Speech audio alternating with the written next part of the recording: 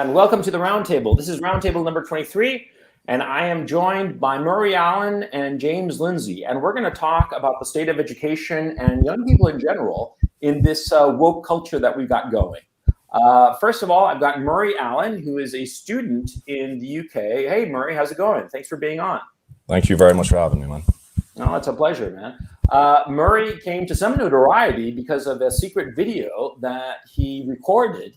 And it's funny as hell. And I'm going to run that video in just a little bit. But before I get to that, I want to welcome again James Lindsay. James, how's it going, man? It's good. It's good. Thanks for having me. It's a real pleasure. And yeah, it's the wokeness is going more insane, even as the West seems to be losing its grip on reality insofar as the situation here in Ukraine is concerned. So we're going to talk rather than about the war, which quite frankly, guys, I'm just sick and tired of it. I'm like up to here, you know, just get it over with already. But rather than talk about that, we're going to talk about the state of affairs in the Western democracies insofar as the woke culture is concerned. And I want to show the video that brought Murray to notoriety. And by the way, I've never done this before, chat. So if it screws up, I'm going to ask you to go to links in the description below. In the link, you'll find Murray's Twitter account, and it's going to be, the video is going to be on his pinned comment there. So you'll be able to read it, like, watch it rather, if this fucks up. So let's see if this, because this happened. Murray, why don't you set up this video before I play it? You were a student in the UK in 2019, was it? Yeah, this was back in 2019. I was 17 at the time, and I was in a class. I believe the class was my guidance class, and during the class, the teacher was showing us how to sign up for a website to do with applying for university. And on the sign up, when there was a drop-down bar, it said male and female as the gender options. And so when the teacher noticed this, he turns to the class, makes a big deal about it, and starts talking about it being old-fashioned and stuff. And so when I hear this, I sort of rebutted and said back to the teacher, but there are only two genders. And when I had said that to him, he had like shut it down very quickly. And I sort of stood my ground and said it back. And after which he sent me out of the class into like an isolated area for 40 minutes. And so after this happened, I decided I'd pull my phone out and I recorded the interaction before posting it onto Reddit. And it went, you know, completely viral after that. And this was 3 years ago now, but just recently it started making the rounds on Twitter again and sort of had a, you know, resurge. And that's when I came out and started speaking about it publicly. And so that's sort of where we're sitting now in regards to that video. Yeah. So guys, I want you to watch this video. It was filmed surreptitiously. And the attitude of the instructor is something I want to discuss, because James has been doing a lot of work on basically calling the woke culture for what it is, which is communism. And, you know, watch this video and tell me if you agree. Here we go. Not very inclusive. No, I'm sorry, what you were saying was not very inclusive. And this is an inclusive school. Yeah, how was what I was saying? Because I was saying that what's wrong with the website is that there are more than one gender in this country. That's your opinion. That is my opinion, and that is an opinion which is acceptable in the school. I'm afraid yours, which you're saying that there's no such thing as anyone other than male or female, is not inclusive. Scientifically, there are just two genders, depending on what I get gender. But you're choosing to make an issue of this, because I said, are you really going to do it? That was your opportunity to keep quiet. You made the issue with it on the website. You said, oh, this website doesn't have more than two Murray, genders. you were clearly given an opportunity not to pursue it. You chose to do so. Yeah, because I think it's You silly. chose to do so. Yes, that's the key question. You chose to do so. I think it's silly to have anything other than two genders. So Okay. Anything else is a Could you personal please opinion. keep that opinion to your own house? Thank you. Not in the So school. you get to put your opinion out in class, and my No, opinion. I am not. My opinion has to stay I inside am my not house. putting my opinion. I am not putting my opinion out. I am stating what is national school authority policy. Okay? Well, it's not scientific whatsoever. Not every policy is scientific, Brian. Not every policy is scientific, Murray. And you can't come out here and say that I'm not being inclusive when someone says I something you didn't disagree with. say. I said what you were saying was not being You inclusive. kicked me out of class. If you want to have a discussion about it, we could have had a discussion. You don't have to kick me out of class I'm sorry. Waste 30 minutes of my time, where I could have been down revising, doing something else. Instead, I state something I believe in. You kick me out of class for 30 minutes. I'm waiting on the Take this somewhere else, Murray. You can make an official complaint. I'm not going to make an official complaint. Why not? I just think it's... I know what you think, and I know what the authority thinks. I know what the authority's point of view. Well, it's very clear that we make no discrimination on the grounds of various... I wasn't making discrimination. I'm simply saying there are two genders, male and female. Yeah.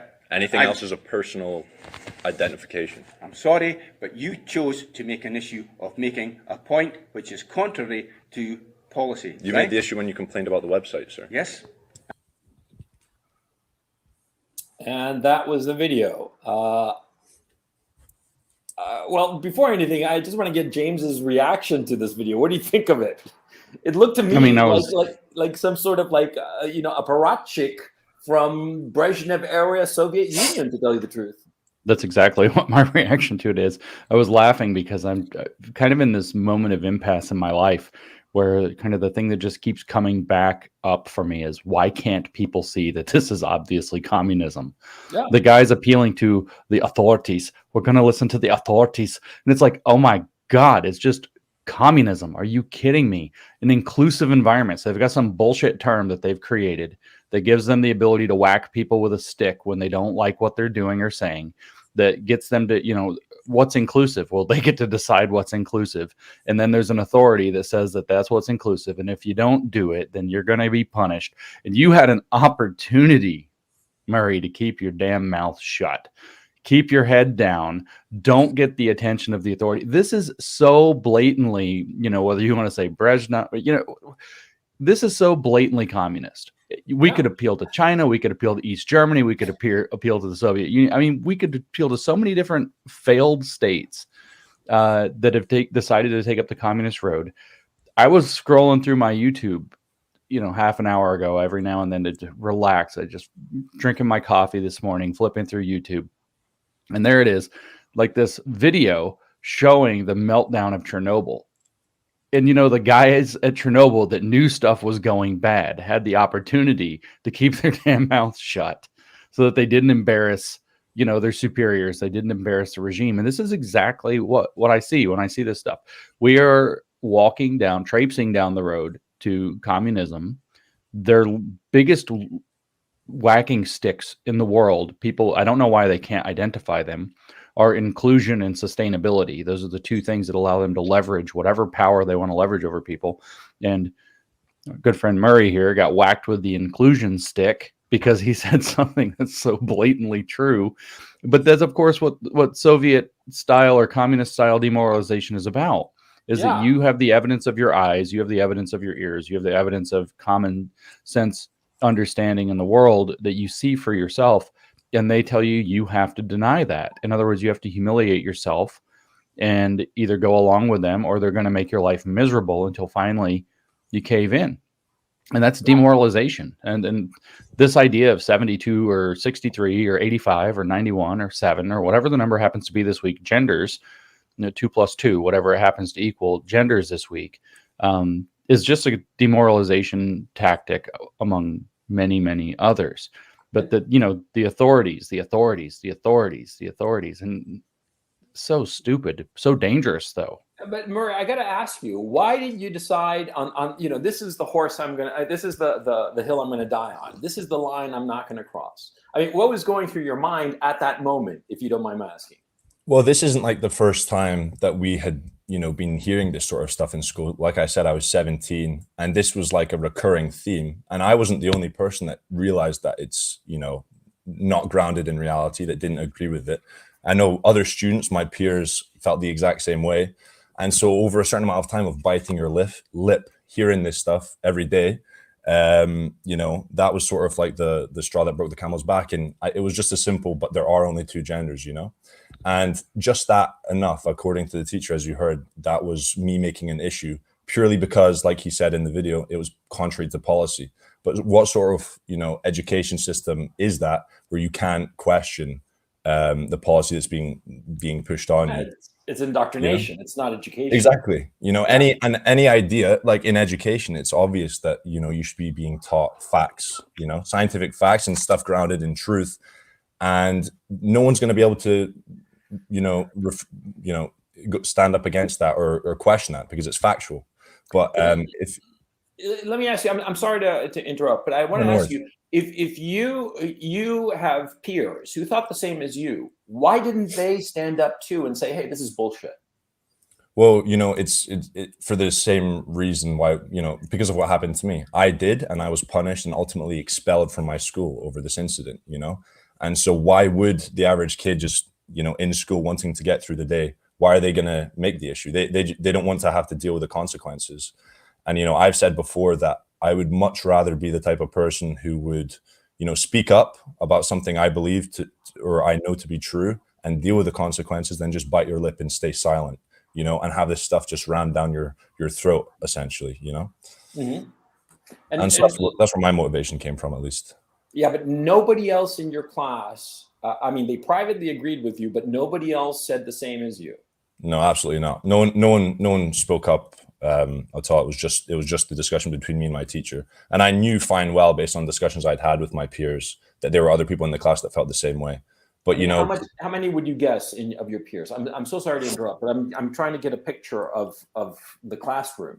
Between me and the guy friends that I'm familiar with, everyone sort of was against it. No one liked this being taught, And there was probably, I would say, a minority of the students who really bought into it. Other than that, it was like, oh yeah, that's just sort of, what we have to put up with. That's the way it is, And here comes the follow-up question. Of the ones who bought into it, did they really buy into it? Or were they trying to curry favor or improve their position for getting into a good university? This is subjective, of course, but I'm really curious. Sure. I think the people who actually, are supportive of that ideology are few and far between.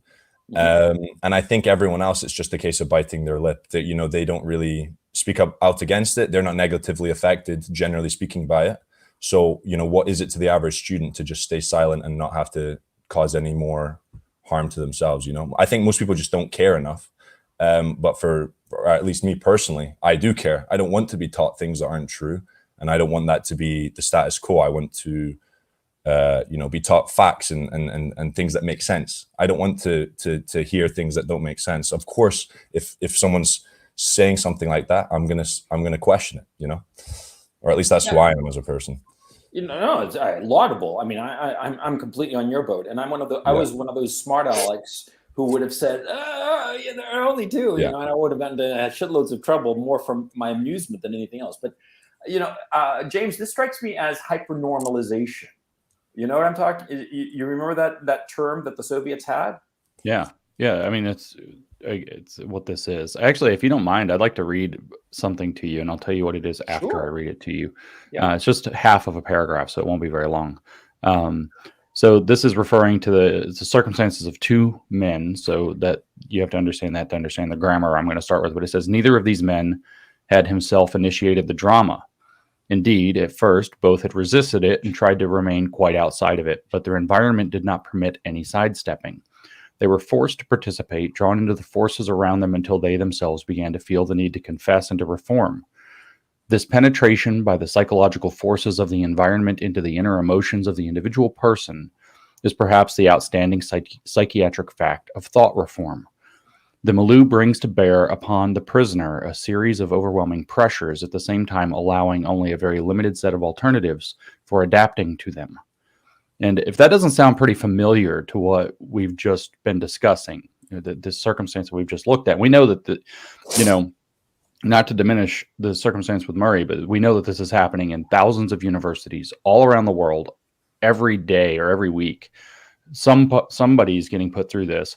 And Murray's analysis is exactly right. Who in the hell wants to deal with the consequences? Why? Because you're put into a state. This is your hypernormalization. You put into a state where you have all these pressures put on you. You just want to get through the day if you're a typical person, and you're given a very small set of possible ways to adapt to those pressures. Hey, there's this many genders. Hey, this is how race works. Hey, this is how, our colonial past has shaped the present that we look, blah, blah, blah, blah. And you're put under all these pressures to conform and go along, or else you're not inclusive. and you're going to get punished, and you're going to get called out, and you're going to get ostracized. And so you have a very limited set of ways that you can respond to them. Now, the key words that showed up in that paragraph were the words prisoner and thought reform, because that's in fact actually a description of the phenomenon that took place in the brainwashing prisons in China in the early 1950s under Mao. That's from the book Thought Reform and the Psychology of Totalism, a study of brainwashing in China by Robert J. Lifton, published in, I think, 61 or something like that, where he studied the people who were getting exiled from China after being released from Chinese thought reform prisons. He was stationed in Hong Kong to do that, and was meeting them fresh off the boat, within a week of getting kicked out of a Chinese prison, and interviewing them, writing down what they experienced. And so that idea that they're going to continue to penetrate into the emotional life of the person, you're going to put them in under a set of social and psychological pressures while you're feeding them some kind of indoctrinating material. And their job is to adapt to that by basically sucking it up. This is the process of thought reform, which the Chinese called Xinao, which means wash brain or brainwashing. This is the process of hypernormalization, as they did in the Soviet Union. And so what we're seeing in universities across the world, especially across the West, I mean, they already have this in China. So what's new is seeing this across the West is this process being played out, not in a prisoner situation. You're not in prison, right? You don't have to go to university. You just have to go to university if you want to participate on, the professional echelon of society as we've constructed it. So they've created this kind of bizarre your life possibilities as a prison. And I think that this is the kind of outstanding fact of how the world is going to go forward. They're going to create increasing pressures to participate. And if you don't participate, they're going to do exactly what Murray got hit with. This was your choice. This was your choice. This was your choice. Here's an example.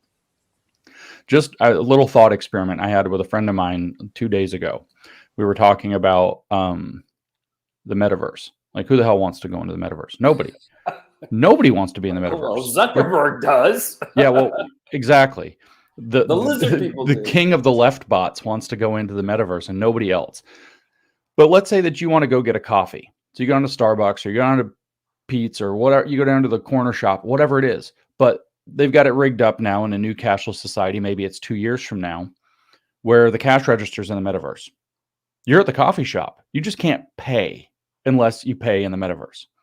So you have to use like augmented goggles or glasses or whatever, or your phone or some device, and you have to actually enter the metaverse. And there is a digital cash register that you can see, and you scan your digital phone in the digital world. But if you didn't sign up and you don't have a profile, etc., you can't buy coffee or pastries or lunch or clothes. And so it's your choice whether or not you sign up and make a profile. You're just being put under a large amount of psychological and emotional and social pressures, the ability to participate in society, and you're given a very limited set of options for how you can adapt to those. That's called brainwashing. That's called thought reform. That's called hyper-normalization. And that's how they will try to force people. I mean, I don't know about that specific example of the cash register being in the metaverse, but that's the kind of thing where they can force people into, it's almost like it's like a funnel into the train car or something. And you can either choose to you didn't have to get on the train. We could have shot you, that kind of thing. Yeah. So you chose this fate for yourself. That's, I think, the kind of like psychological warfare game they're going to play with us so that they can continually convince the free people of the West that we've chosen not to participate in this bizarre, brave new world they're constructing around us. And so this is what I see, listening to Murray tell his story in the background and kind of the psychological and social environment that he's placed in a school. So it's not even whether for me, it's not even whether he's being taught facts or garbage, being, any of this. The contents of the indoctrination actually almost don't matter. They only matter a little bit.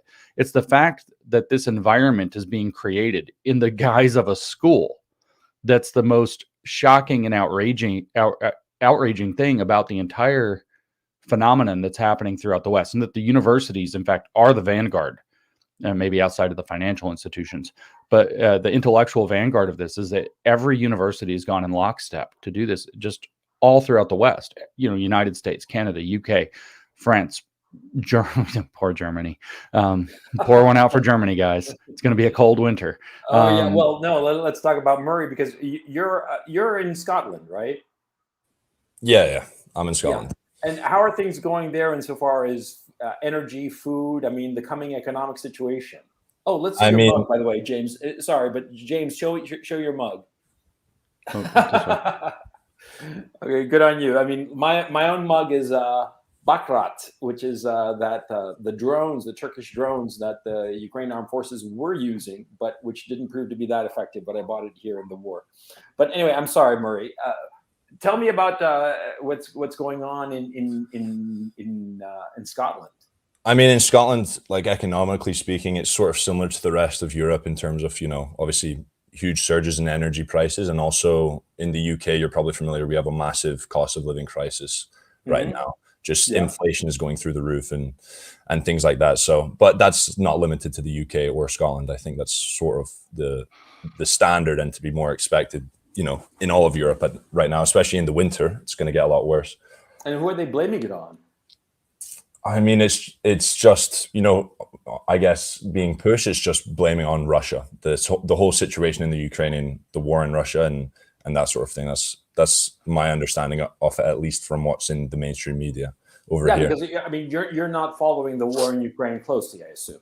I mean, you're just like a normie in that regard.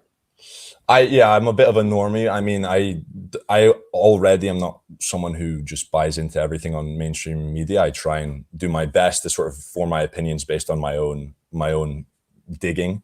But yeah, certainly on the Ukrainian conflict, I'm a little bit lacking there.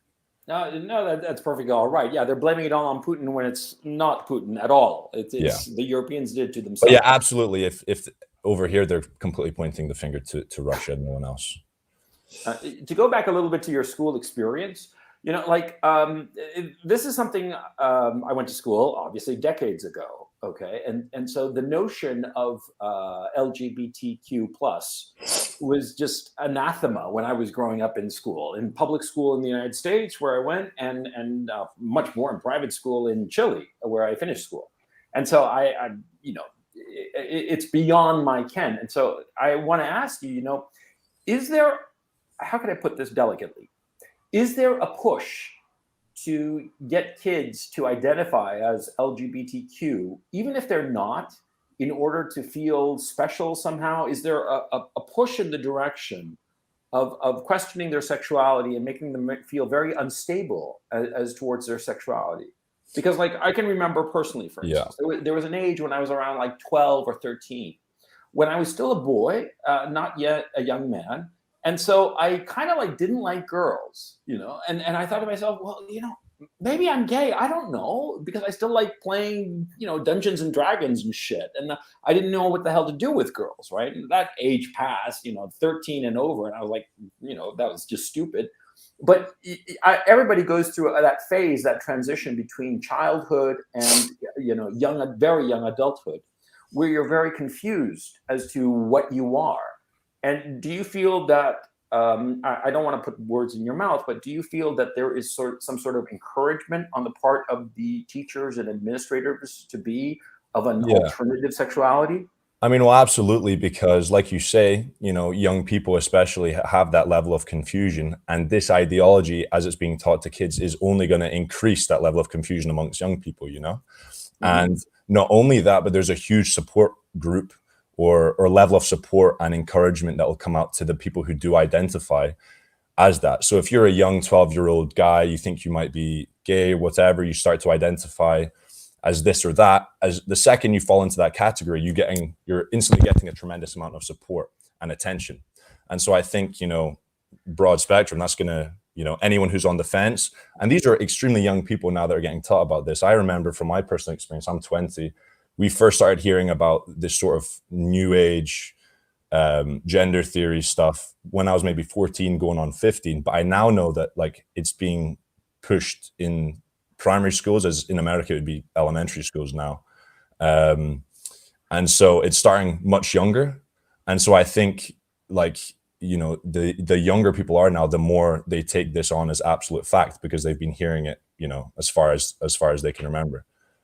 And is it sort of like once you're in that slot, you can fade out and just go back to being normal hetero, or once you're in that slot, you're sort of like stuck with it for life?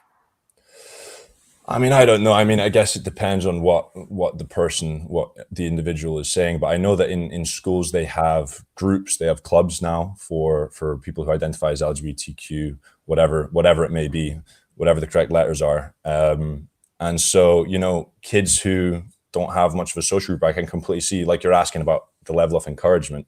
That is a huge encouragement for a young kid who's confused about their own identity.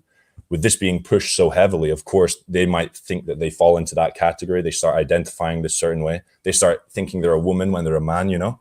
I think it just causes a huge level of confusion in an already confusing time in young people's lives, you know? Yeah.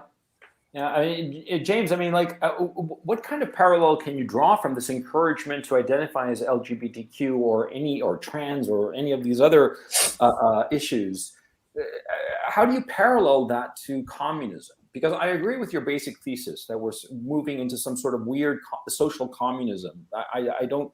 The parallels are too obvious, but how does that fit in? I don't quite understand it, because I don't remember the Soviets or the communist Chinese on the issue of sexuality. There were other issues, and perhaps you could say that it was, you know, joining the Communist Party. But how is this indoctrination? How does it parallel communist societies in your view? All right, so this turns out to be a lot deeper and richer than you realize. I actually have a podcast series that I've done on my New Discourses podcast platform, where I call the series the Groomer Schools series, and I go through the history of this. And actually, somebody's alerted me since I published those last fall.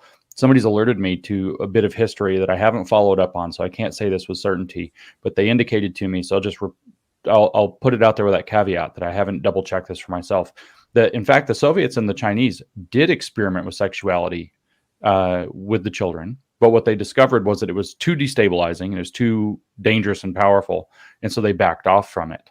And that's why you tend not to associate it. But I don't know if that's true. What I do know is true is that when the Hungarian Soviet Republic was founded in 1919, which lasted for a whopping 4 months under the direction of the cultural Marxist George Lukács. And by the way, cultural Marxism, I'm told, is alt-right terminology now. Which is astonishing.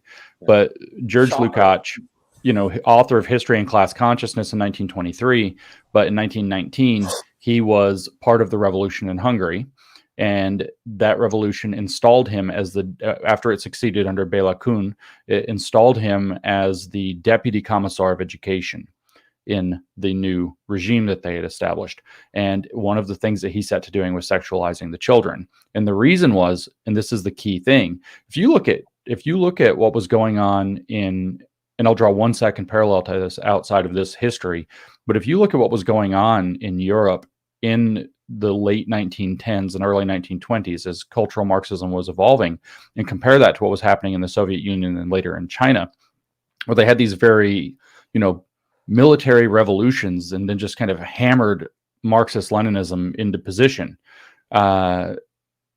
What you have is this attempt to try to subvert the cultures of the West in order to be able to install communism. What they were starting to realize in the emergence of cultural Marxism is that while Marx had a point that it will be advanced capitalism leading to its own contradictions and demise that ushers in the era of socialism, what you saw in reality was that it's only happening in peasant societies. It's only happening in pre-capitalistic societies like Russia, and then later in China, which was agrarian peasants and laborers almost completely. Same situation in Russia, and 80-90% of the population were farmers, you know, subsistence farmers, etc. And so what they were saying is there's something about capitalism as it advances that causes cultural stability, so that they won't accept the idea of a new culture, a communist culture coming in. And so you can't get the people behind the revolution, and the people are strong enough to resist a revolution by force, so those don't take over.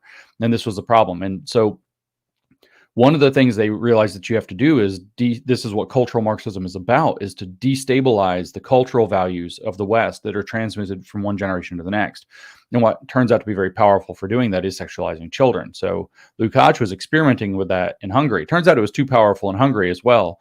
In fact, it awakened the rage of the parents, and that contributed significantly to the collapse of that regime within 4 months. The people revolted. They were like, no, we're not going down this road. And part of the reason was they were sexualizing the children. But sexualizing children serves a number of communist agendas. Number one, it destabilizes the individual. I can actually read to you from a paper that was published, I think, in 2019. It's about queer futurity and early childhood education or some shit. And it says, it's by Hannah Dyer. Many of the arguments made in the field of childhood education concerning children's sexualities, though, tend to stabilize queerness as identity instead of preserving something contingent as a site of collective contestation. So in this article, I move beyond commonly employed sociological techniques for securing the child's right to an LGBTQ identity and assert that queer theory's growing attention to discourses of childhood offers methodological, pedagogical, and epistemological advances to provision of care for all children. And then it goes on to challenge the idea of developmentally appropriate psychology. And so the idea here is actually that they can use it to destabilize children, not to give them a stable sense of identity as gay or whatever, but to destabilize that. So they don't know what their gender is. They don't know what their sexuality is. They're pansexual this week. They're demisexual next week. What's the point of it? Well, if they're destabilized, and this is the point, and this is the point everybody missed with What is a Woman? Very famous now, right? What is a woman? And apparently Matt Walsh goes around, makes a documentary nobody can answer. Marsha Blackburn puts Ketanji Brown Jackson on the spot in her Supreme Court confirmation hearing. She can't answer, but she gave away the game. She didn't mean to, but she gave away the game. She said, I don't know, I'm not a biologist. Turns out she picked the wrong kind of experts. She did a transphobia, but what she said is, I can't answer for myself what a woman is. I have to defer to an expert. And so if you get these kids, you don't know what your sexuality is unless you ask the teacher. You don't know what your gender is unless you ask the teacher. Somebody's going to tell you what it is. You're going to go through this process of exploration with a spirit guide or something of that kind, who is also going to bring in what Paulo Freire called the generative themes method to say, well, sexuality, the reason maybe you feel these ways, you feel odd at 12 years old about girls and you're not ready for girls. Maybe you are gay. And the reason that you aren't willing to admit that to yourself is because there's a structure of power that restricts gayness. So you can lead these people into that destabilizing site of contestation that's in this article. So that's number one. The whole point is to destabilize them so they will always defer to authority.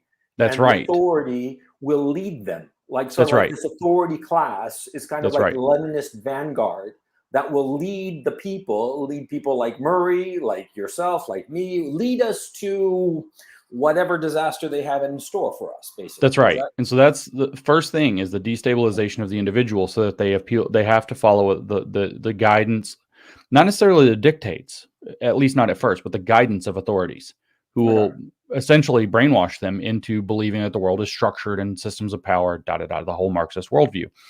Secondly, what's going to happen to those kids besides being destabilized and defer to authority? Are they going to see their parents as the authority? No, they're going to go home and tell their parents that they're, pan-gender, demisexual something, and the parents are going to be like, whoa, there are two genders. And then it's going to be like, Mom, you don't understand me. Things are different now. You are the bigot. And they're going to separate kids from their families. They're going to cause that level of division between child and parent, child and previous generation. That's the absolutely key. If you look at the cultural Marxism roadmap written by Antonio Gramsci, he says there are 5 major cultural institutions that we have to attack, and they are religion and family are the first 2 he lists, or religion, family, education, media, and law. And so those are the 5 that he lists. And so religion and family both actually get destabilized by this. You go to your parents, you say, I'm whatever. They say, no, you're not. We're going to straighten you out. And then you throw this huge fit. You're severed from your family. In the state of California, they have set it up now as a a trans sanctuary state. And so any child who says, my parents aren't listening to me, they become a ward of the state of California immediately. They're not affirming my gender identity. They can be taken away from their parents in the blink of an eye. In fact, they can take kids from other states if they make it into the borders of California and say this to a social worker, who's now the authority that they're going to defer to. And they enter into the foster care system of the state of California and will be given gender-affirming treatment. those bureaucrats, of course, want to up their numbers, and so anybody who says that, they're going to say, "Oh yeah," and they're going to take them away from the parents. That's right. But it's crucial to bring in a new culture that you separate kids from their family and from their religion and from their previous culture. You absolutely must create that ground, the destruction of the four olds as Mao had it. But now it's going to be old cultural values primarily. I mean, those were some of the things that Mao was going after. But the cultural values of believing in reality with regard to sex and gender, that the overwhelming proportion of the population is heterosexual, and that's totally normal for human beings. And in fact, it's how babies are made, so it's kind of important. That kind of thing has to be obliterated, and the goal is to first to estrange you from yourself, and then to estrange you from your family, your religion, and your culture. And so there are deep roots there. Okay, and Mao did this, by the way. Yeah. Mao used different identity categories, but he separated the population into identity categories, good and bad. We don't have to go into the details of what they were, or we can. But now we have all these racial things coming down. You're white, you're male, you're this, you're that, you're a basic white girl, da-da-da-da-da. Bad, bad, bad, bad, bad. That's your CRT analysis of race in particular. And then you switch over and it's like, but did you know you could be bisexual? You could be trans, you could be pansexual. And if you read the articles they write, they're twisting that thumb screw harder and harder. Like there's articles saying that, did you know there's a long history of racism and being a tomboy? So if you're a young white girl who likes to go out and chase frogs and play baseball and, wear pants and whatever else and not be girly, well, you're participating in a racism. And then they say, well, non-binary was created by white people to maintain the gender binary. So it's actually harmful. White people can't be non-binary. That's racist. These are actual articles that they're writing and publishing. So the goal is to twist them further and further into full transition, where they are literally psychologically mutilated and are easily groomed and pushed around and defer to authority. You have to go to medical authorities to figure out how your body works. You don't even know how to take a piss without consulting a doctor. So Murray, let me ask you, did you see something like this when you were in school and you're now in college again, or the equivalent of college? You explained it to me, but it slipped my mind.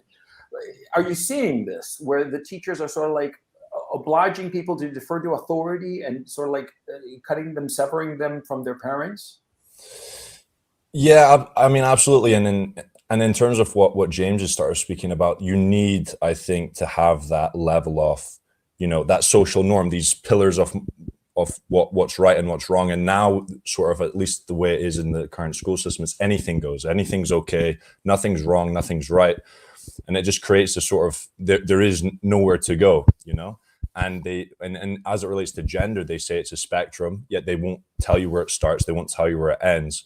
So essentially anyone is on their gender spectrum, and it doesn't make any real logical sense, to be honest with you.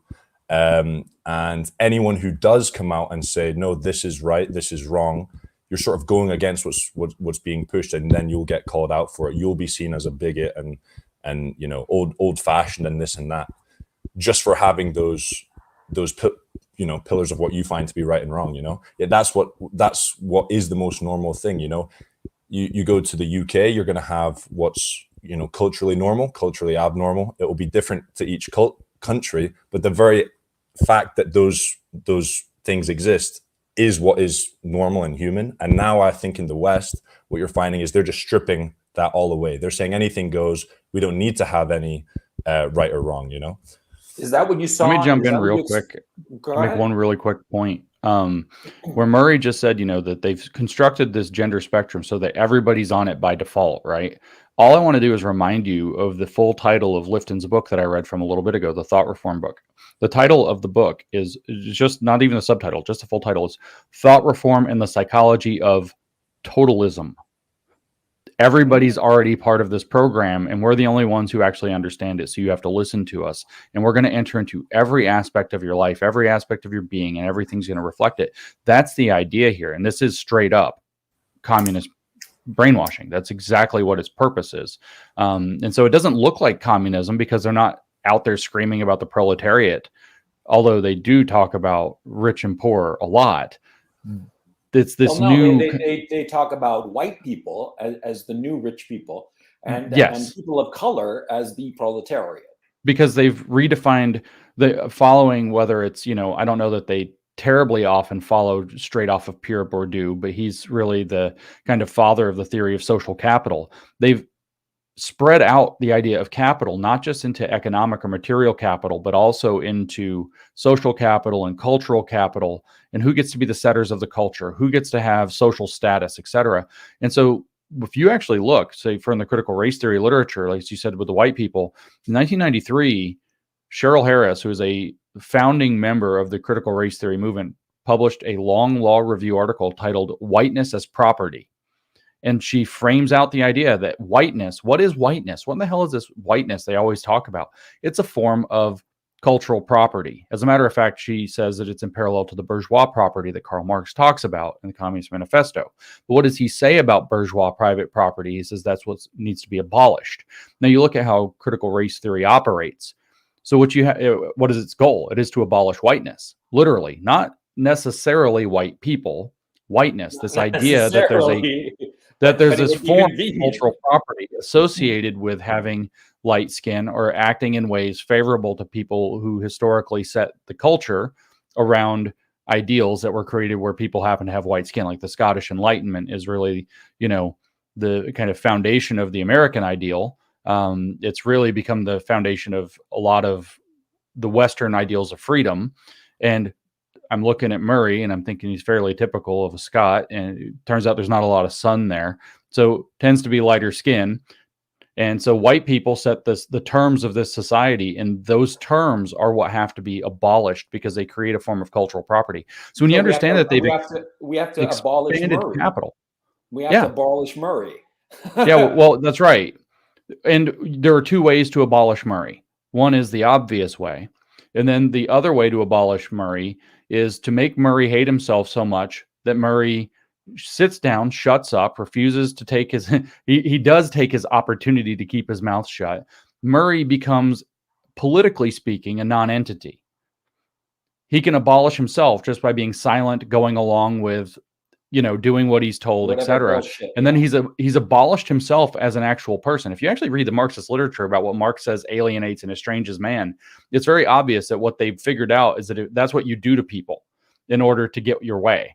And so if Murray alienates himself from who he actually is, if he removes his own sense of humanity, his ability to speak the word and thus change the world, these kinds of things that they reference a lot, if he estranges himself from what makes him truly human, Murray has abolished Murray for them, and they don't have to do anything. So if he's re-educable, then they don't have to abolish him the other way.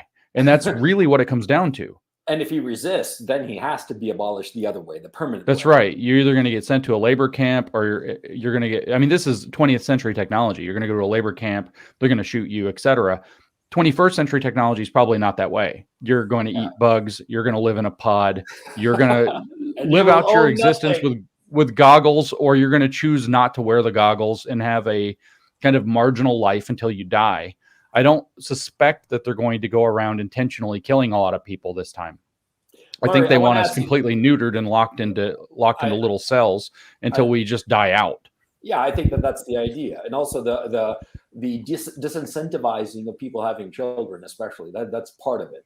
Murray, that's right. So Murray can abolish Murray's family line by cutting off his willy. And then there is no future Murray. And there's, not to invoke bad words, but what did Hitler say? He said, "What are you? You will pass away, but we have your children." Yeah. It's paraphrasing, but it's close. Yeah. But Murray, I want to ask you, by the way, in your school, in your area in Scotland, are there a lot of people of color, or in the UK, they have a special term for people of color? I forget the acronym. Certainly not.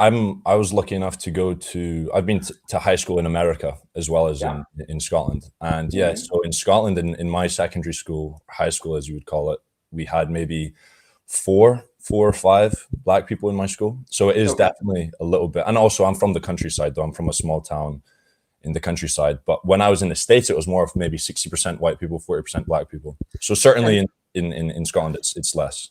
And did you feel that the education sort of like encouraged you to shut up and listen to the the wisdom of the people of color around you? Because, by the way, I'm a person of color, so and you two look white as hell. So you guys are. We don't get. I'm a non-practicing white. We really don't get a lot of practice my fun here in race. Scotland. It's outrageous. I beg your pardon, Murray. I didn't hear what you said. What's outrageous? Just we really don't get a lot of sun. No, yeah, I know that, but It's terrible. It's a tragedy. The issue, because in the UK there's this huge immigrant population, and of course in the larger cities it's become a major issue where you have like Birmingham, for instance, is majority immigrant or POC or whatever it is that they're called. BAME is what it is. BAME, Yeah, what's Black, that Asian, Middle Eastern, or something like that. Yeah, you're right. Thanks. Yeah. So what's the vibe about that? I mean, because in the United States, people are basically being actively encouraged to feel incredibly guilty about the fact that they're white, which I think is frankly absurd. But I'm wondering about the UK. Do you experience that or something similar, or do you see it on the horizon? I think it's different in the UK as to how it is in the States. Here, while it's very international, especially in our main cities, it's sort of normal. It's not, pro one way or the other. Mm-hmm. And I think generally speaking, it's a positive here. I lived in Edinburgh, which is our capital city, for a year. And for example, in my apartment, I was the only Scottish person. It was an incredibly international city filled with international students. And I think generally speaking, there's a positive that comes from that. I think in terms of immigration, where the negative comes in is, as I said earlier, about the sort of cultural norms, cultural, abnormalities. When you have large groups of a certain population that has, morals and cultures vastly different to your own, when they come in, that can cause, friction and tension and problems can arise from that. But generally speaking, it's different to how it is in the States. And I know exactly what you're speaking about in terms of the white guilt that is sort of pushed on people in America, but that's not really how it works over here in the UK. And by the way, what's going on in Leicester? Somebody in chat mentioned that, and yeah, that's something of interest. What's been going on there? I have no clue what's going on in Leicester. Oh yeah, because as I understand it, some I forget, it's like Hindus and Muslims seem to be beating up on each other, and I was hoping that somebody would fill me in. The thing I'm curious about in this whole communist kind of indoctrination that's going on among young people is that, objectively, the economic situation is deteriorating very rapidly in the West, in Western Europe and North America and Australia and New Zealand. I mean, it's really becoming catastrophic. And there's no way to fix the situation. It's basically, it's the accumulation of a whole bunch of things that have been going on for 14 years since the global financial crisis of 2007, 2008. And so I'm wondering, if we have a severe depression in the West, and this is for you, James, for both of you, do you think that a pronounced severe depression will accelerate this trend that we're experiencing, or put the brakes on it, or how do you see this going because of this? Because look, in Western Europe, in Germany, for instance, they're not going to have heat or electricity or probably even food this winter, and this is, it's in the post. There's no way to stop it, even if they made nice with the Russians, which is not going to happen. It's over for Germany. Germany is kaput. I mean, and with it, that's the economic engine of the European Union. So how do you think that this is going to play out insofar as this ideology? Will it double down and try to accelerate, take advantage of the crisis, or will there is such a pushback because of the generalized financial misery? Yes, both of those things are going to happen, and there will be a pivot involved. So everybody for years has been trying to talk back to me and tell me, well, once the rubber meets the road, the woke are going to go away. It's a luxury set of beliefs. It's a bunch of nonsense. You have to be rich and comfortable to be able to maintain it. I don't think people grasp that, first of all, their entire philosophy is to seize every crisis as an opportunity. Second, but much more important to that, people don't understand this is actually how the people doing this think about the world. So when the rubber hits the road, their interpretation of the rubber hitting the road is going to be through this lens. They don't have another means of understanding it. So what they're going to do, the way it's going to accelerate very specifically, is as things become more scarce, they're going to say the need for equity goes up. We have what scarcity is going to reveal is inequity. Therefore, we need to push harder for equity. So all of this is going to accelerate. All of it's going to get louder. They're going to push so much harder. Everybody seems to think that there's going to be this course-correcting disaster. No, the disaster will, as long as these people have power behind them, and it will continue to accelerate their demands that we redistribute more favorably to the people that are touting the party line. And it's not about race. It's not about sex, gender, sexuality. The stable LGBTQ identities are not accepted either. The point is that you have to have politically active people, the political activists, the commissars are the ones who are going to have the resources directed to them in the name of equity.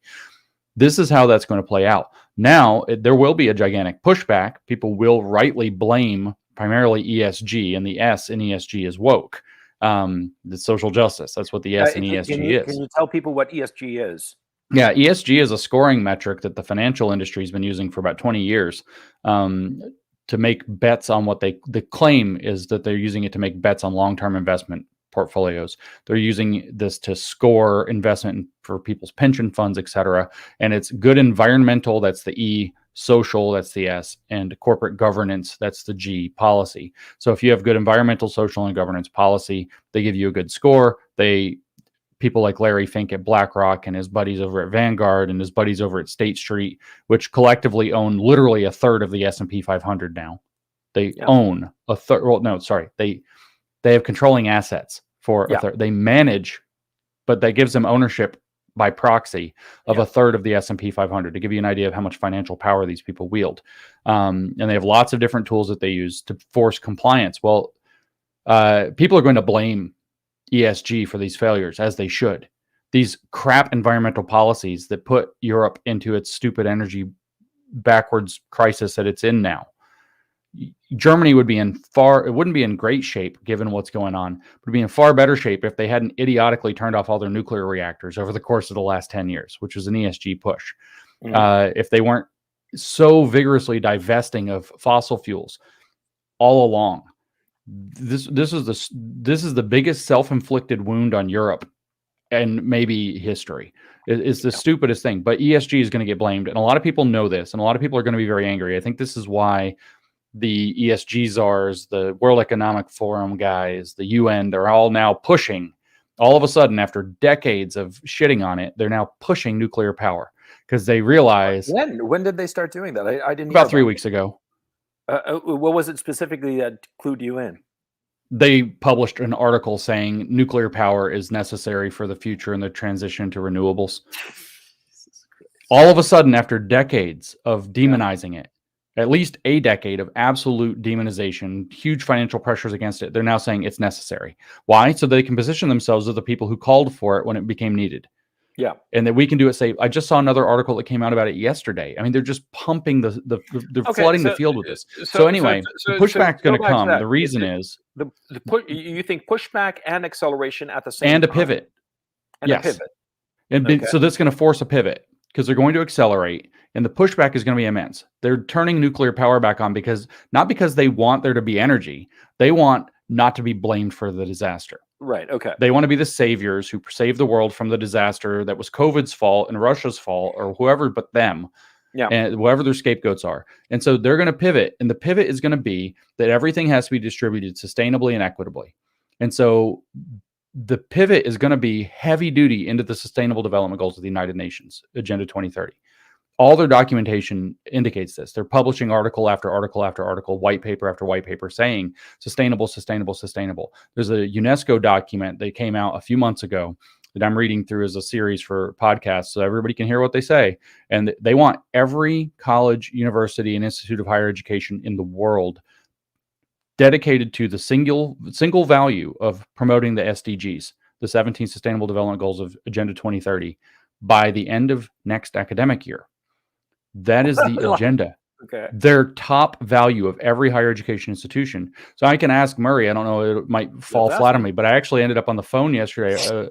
I was meeting with some people that have come by to some of my events in the past, and I was in town. So they came by to say hi, I have coffee.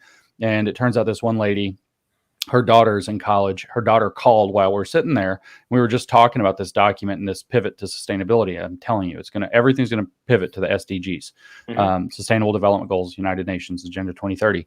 And I'm telling her, and so her daughter calls and they put her on speakerphone and is like, "Hey, can I ask you a question?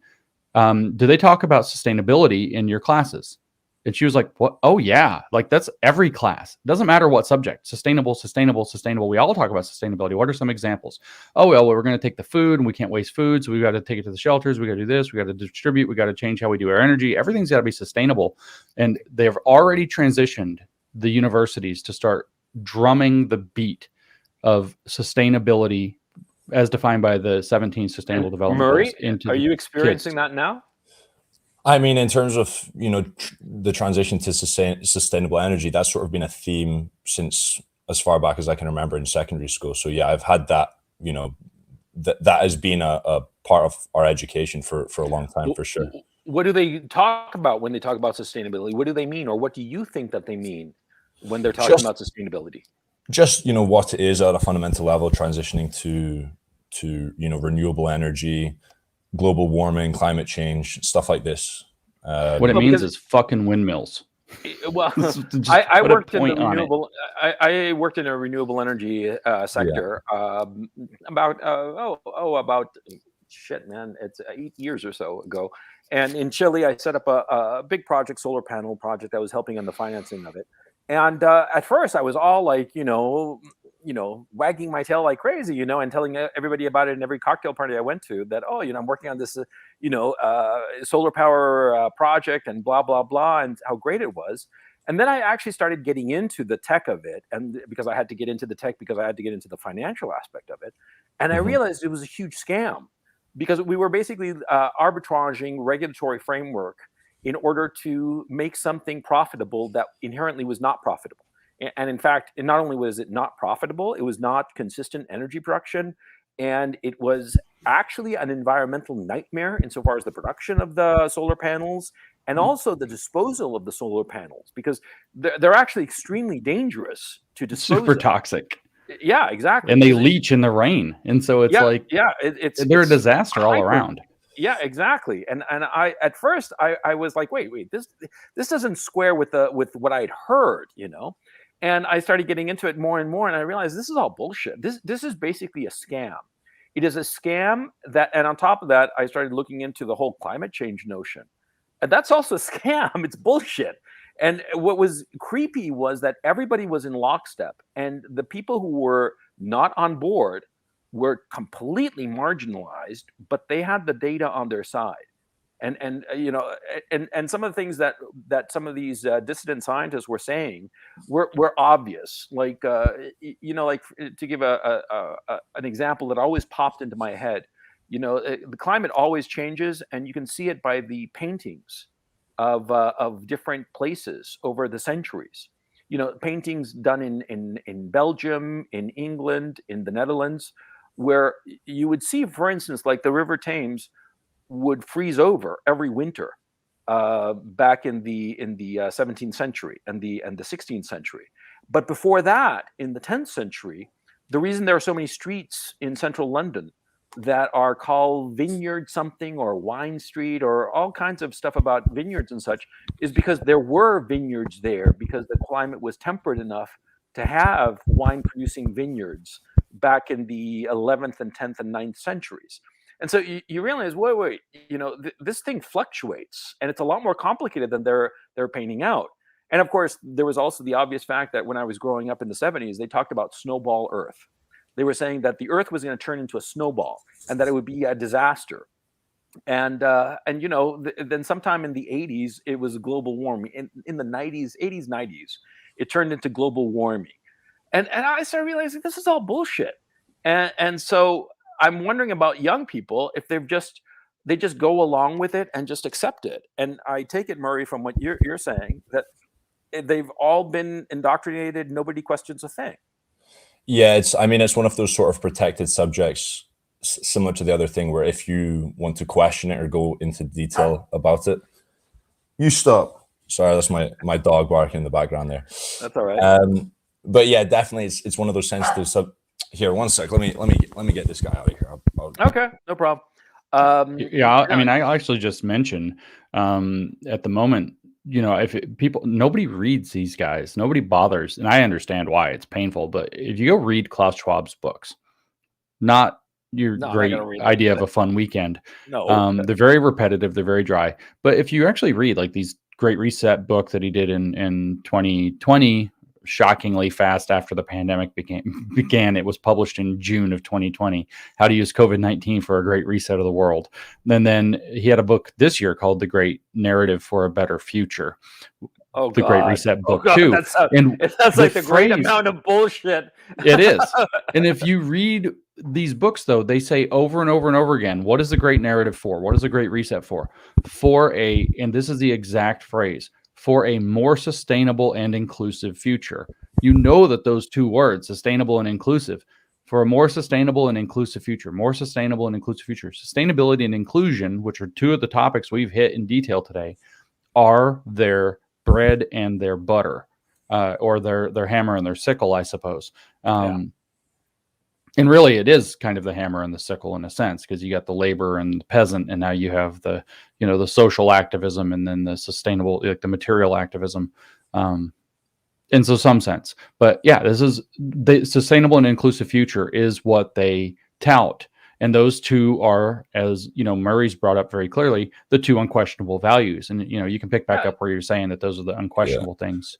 And Scotland's huge on this. I've lived in America, and I know this is being pushed heavily in America, but in Scotland, it's more so, in my opinion. And we're one of the leading countries, I believe, in Europe for pressing to renewables. We have the SNP have a plan right now to I believe, ban the sale of electric vehicles, or ban the sale of non-electric vehicles after 2030. They want to transition all new vehicles to be electric by 2030. So, the country I'm living in, this is certainly something that they're pushing very heavily. No one thinks about that. Yeah, those are vehicles they can turn off. Yeah, right. Yeah, they don't want you driving an electric vehicle either. What's happening like in California? They said by 2035 they're going to have all vehicles are going to be electric in California, right? Then later in the same week they announced, don't plug in your electric vehicle. We don't have enough electricity.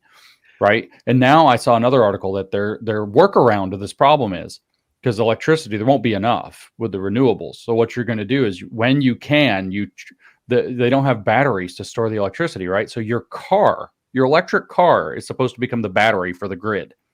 Everybody could use their electric cars, charge them up. And then when there's grid shortages because the wind isn't blowing or it's dark out, then your cars can feed things back. But they don't actually want people driving. They don't want people to have freedom and liberty to move around under their own power. They don't want that. What they want is to squeeze people into a system that won't work. And then when it won't work, they throw up their hands, and we don't have any alternatives. Yeah, exactly. Yeah. Oh no, now we have to go forward from here into some new leftist utopia. Now, Murray, I want to ask you something about the unmentionable topics, or those things that cannot be disputed, like sustainability, for instance, and inclusiveness. What are the other topics that you noted that are basically you can't touch them?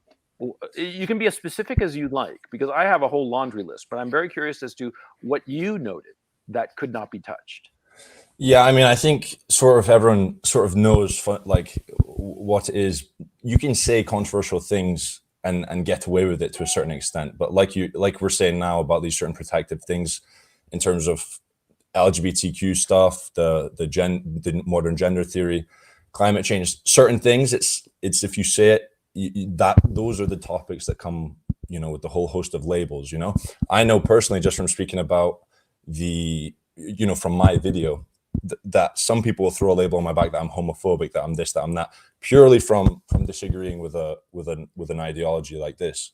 And it's the same thing with climate change. If you disagree with how it's being pushed, you can speak for ages about all the positives that come with moving to renewables. But the second you start to speak about some of the negatives, that's when labels are thrown at you that you're, a conspiracy theorist, that you're this, that you're that. And I think it's just, I mean, if you're going to ask me for the list, obviously, the gender theory, climate change, issues that happen within race relations and immigration, things like these. I would say those are the main ones that come to my mind, at least when you're asking to me what you can't sort of dispute or can't disagree with as it's being pushed in mainstream media, coming from politicians and within the education system. Those things, it's you don't get to discuss those things really. How about What happened to COVID and me the was- vaccine? Oh, and that's huge as well. That's one of the main ones. Yeah, Oh, by the can't touch way, that. are you noticing people getting sick? I mean, in the city that I'm in right now, it's Freshers Week, which is the first week of all the new students coming into the city. So a lot of partying going on. So there's a lot of sicknesses I noticed recently based on that. We call it Freshers Flu over here. But in terms of COVID, no, that just seems to have disappeared. Oh yeah, well, that was the one good thing. thing about the Ukrainian war, that it killed COVID. Yeah, it was like this magic fairy dust that made COVID go away. No more And masks. it's crazy how quick everyone just forgets that whole 2 years ever happened, All of a Well, sudden, people want to mask forget. mandate ends and it's like nothing ever happened. People just don't talk about it. Well, Joe Biden said that the pandemic is over, and then the White House walked that back. So I'm not sure who the president is, but I don't think anybody quite knows. It's not Joe Biden. No. No, it's some weird committee of a bunch of factions in the White House that are slugging it out over every. Well, we know the word. Do you know you would, right? The word for committee or council in Russian, right? No, I don't. I don't know Russian. Oh, well, you're missing out. It's Soviet. Oh yeah, of course. Yes. Yeah. Well said. No, what I found really surprising was, I was in Kiev when the war started because I was there on business, and I started reporting, and I started this like third life on the internet. Because I've like done internet stuff for years, but I sort of like fade out and get bored and move on. And then I it's sort of like Godfather Part 3, just as when I think I'm out, they pull me back in kind of thing. And I started doing these, videos on my phone about the situation in Kiev. And I started saying things of what was happening. And I was automatically labeled a Putin stooge or a Putin agent, And what I find startling, and this I did not see growing up, is how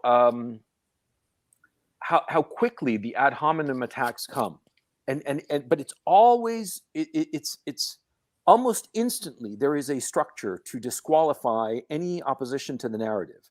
It's almost as if they pre-planned it, like they know exactly what to say to instantly disqualify somebody, and it's like it's tailor made for the particular crisis. And it's highly effective. Like I said, I was disqualified as a Putin stooge or a Russian stooge or a Putin apologist. Yeah, me too, actually. On like the first day, immediately. So this was kind of back in February or whatever. My first comment when I heard about the war breaking out, that Putin declares war, literally the first thing I said about it, and I quote, I can remember all 2 words, was fake war. That's the first thing I said, that that there's some other purpose behind this. Is really war happening? Blah, blah, blah. Yes. But is anything we're going to hear about it going to be real? No. Fake war. No. Right. So I said this immediately. I had seen nothing about it. I didn't know what was happening except that it happened. And they were like, Putin apologist, bought into the Russian propaganda. And I'm like, what Russian propaganda? It's like, I think I saw a tweet from like CNN, which certainly is not Russian propaganda, that the thing is occurring. And I was like, no, hold on. These guys are all too tied up in the WEF, the World Economic Forum. Like this is certainly things are happening and maybe for real reasons. But my first comment, when I say fake war, by the way, I mean in the sense that Baudrillard meant when he said that the Gulf War did not take place. Definitely things happen, but the thing that we're going to be fed about it is a propaganda push to push certain policy ends, and where nobody knows. I mean, you might know more than most people, but nobody over here for sure has the slightest idea what's really going on and what the real causes and motivations are behind many of the activities and actions that are happening. We have guesses, but certainly in February, people were just like, oh, Russia's bad, Ukraine good. That's our side is Ukraine. Immediately flags for everybody. And I was like, what are you doing? Yeah. And of course, people get mad. I had people blow up on me. I lost relationships. And I was like, no, I'm not. I actually feel like the biggest victims of this war are the Ukrainian people. Oh, yeah. They are being used as pawns in what I see as a proxy war between. Cannon fodder. They are. Absolutely. And so I was like, this is the most, it's terrible. Like nothing but compassion and concern about the Ukrainian people. But like when you get up to the level of the powers, the governments, it's like, I don't know what's going on, but these people, this is fake. What really bothers me is that so many of the people whom I actually respected before this conflict, I'm thinking specifically of Niall Ferguson, the historian. I used to, Niall Ferguson is his name. Ferguson is certainly his last name. I think it's Niall. Anyway, Yeah, that's right. I read his book on the First World War. It was very capably written. I read some of his columns in different He's brilliant. places. Yeah, he seems He's smart. I've actually spoken with him. He's a wonderful guy. I will He's a point lying out. sack of shit. I was going to say, I will point out, however, that there are 50 experts that are cited at the end of Klaus Schwab's The Great Narrative for But the Future, and Neil Ferguson is one of them. Well, I don't know about that. I mean, you can. He's there. Yeah, but I mean, just he says that they consulted experts on both sides of the issue. So I don't know where he falls, but he's listed as one of the 50 experts that contributed to that book. Well, be that as it may, but I'm not going to blame Ferguson for. I saw a recent podcast he did with a couple of other people. I mean, empty suits, really. And this guy was lying his ass off. I mean, lying about things that I know he knows. I mean, offhand, I can't recall specifically. I have to watch the goddamn thing again. It was so infuriating. And it was so, I was like, this guy, I took him for being, a popularizer of history. There's nothing wrong with that. That's a perfectly valid, occupation. Is everything good there, James? Yeah, I was looking over here somewhere. He sent me one of his most recent books. It's all signed and all very nice. He's mailed it to me personally. I've seen if it was on my shelf. He's a lying sack of shit. And I'd love to talk to him because I take him apart, because he talks about things. And the thing is, see, a lot of it is based on actual events, but twisted enough that it gives a completely erroneous impression as to what's going on. And he knows it. He knows that he's lying. Like, for instance, to give a specific example, at some point he was talking about the recent Karkov Offensive here in Ukraine. I live in the city of Karkov, right? And the offensive happened in a region to the southwest, the southeast and east of where I am at this time. And you see, he was giving an impression that the Ukrainians had scored a great victory. It wasn't a great victory. They conquered cow country that was empty. There were between 1,000 and 2,000, not even Russian troops. There were Russian Rosguardia, which is basically like border guards, that were holding that territory. And the Russians had been pulling out for over 2 weeks. And the Zelensky regime forces entered that area. They got annihilated by Russian artillery, and they captured cow country, and it cost them 4,000 killed, and perhaps twice that number of severely incapacitated.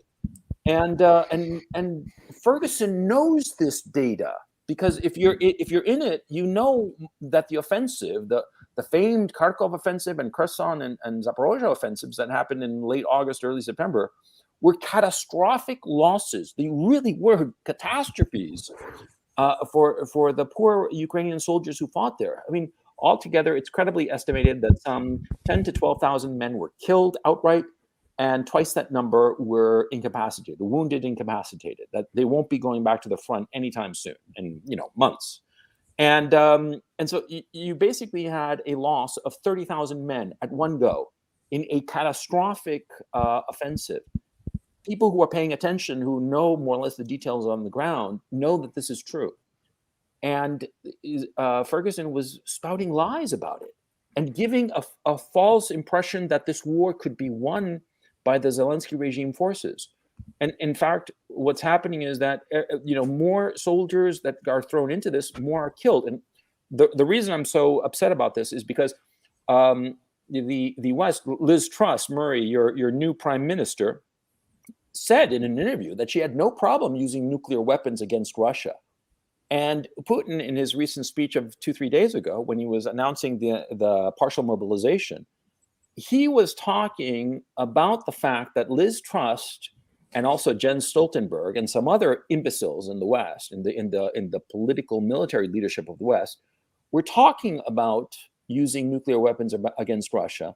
And he was saying, look, if you're going to be threatening us with nuclear blackmail, we got what it takes to go up against you. So don't start playing that game, because you'll lose. That's what he was saying. And now they're saying that Putin is threatening nuclear war. And it wasn't. It's the West that's threatening nuclear war. And it's like all twisted around. Like, how can I put this? I am indifferent to sides. I don't care one side or the other, because I'm from Chile. It doesn't matter to me which side wins. All I care about is the truth, so that rational decisions can be made so as to minimize the loss of life. Because the only people who are suffering, as you said, James, are the people of Ukraine. And yet the people who are supposed to be the experts are saying so much bullshit. And that's what drives me up the walls. Sorry for ranting. I get thrown off this thing. But I mean, this is what Ferguson is brought into the great narrative actually to talk about, not specifically with Russia and Ukraine, but particularly with China and Taiwan. But the commentary is about avoiding Thucydides' trap, which is a huge narrative that the regime forces have been pushing for decades. That China's rising, in particular, they use China. China's rising. It might upset the global hegemony. Usually that gets resolved through war. And so we have to take all of these drastic actions, reorganize the West, reorganize what we're doing in order to avoid Thucydides' trap. And Ferguson is cited in the great narrative talking about the avoidance of Thucydides' trap. And now what you're describing is exactly the same thing. The narrative is being twisted in order to make it look like Putin is a provocateur to create the situation. He's now the rising, hegemon. He's the rising anti-hegemon, right? So he's the new rising power that's trying to disrupt the hegemonic order, and to the point where nuclear annihilation is being bandied about on the table, and they want that not to downplay the concern, but they want to have that terror on the table because it's existential. So it justifies just so many reorganizations, and they've been using China as the rising power as the example. This has been something that even Kissinger had been talking about decades ago. Is that Thucydides' trap, blah blah blah. Yeah. China's rising. China's going to rise. It's going to put us in a position where we're pinned against the wall. And the only way to avoid a tremendous war is going to be to find some new third way where there's compromise, et cetera, which just so happens to also be communism. And so in a new form, neo-communism, let's be fair. And so the same exact dynamic is playing out here. And it's kind of interesting, that we bring up Neil Ferguson, and then this is the specific point upon which Neil was included in the great narrative book by Klaus Schwab this year. And it's, citing personal conversations with Neil Ferguson is what the citation is. I just checked it in the book. Okay. So yes, then he is in league with the Prince of Darkness or with Emperor Palpatine. It appears. Okay. So well, I've seen with the medical situation and now the geopolitical situation, I've seen so many people whom I used to respect that, when push comes to shove, they don't mind pushing lies for the sake of their paycheck.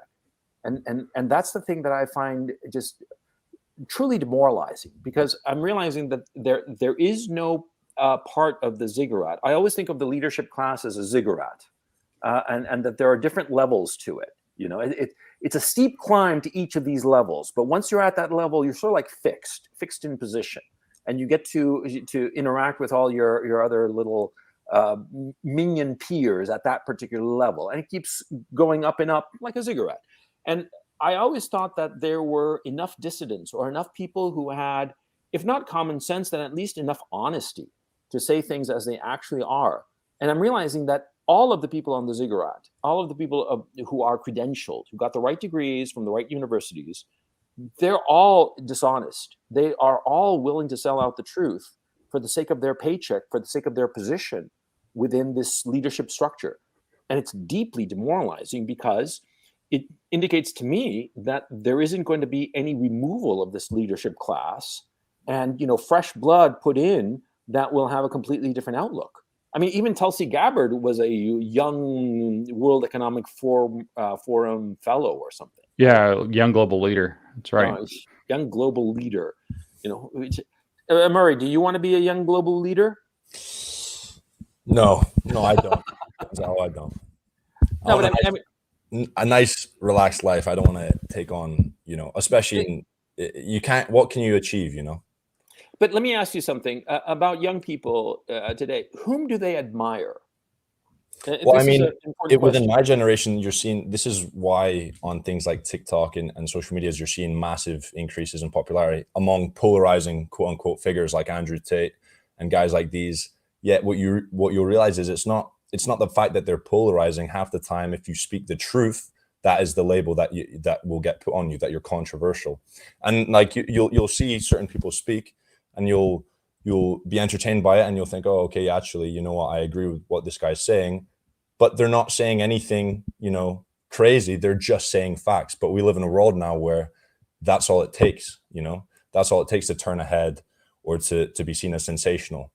Merely just saying facts. Like that's why a video like my video went so viral. I didn't do anything special. I just said something that, is a biological reality. And boom, it shoots to popularity because people want something like that. So when you ask who young people look up to, like especially young men, they just want to hear someone who's real and honest and says things the way they are. And so that's why you're seeing huge surges in popularity among those types of people, Mm-hmm. I mean, like who specifically? I mean, I hope not just Andrew Tate. And I know Jordan Peterson is supposed to be big. For us people who are a little bit older, we view Jordan Peterson as a little bit.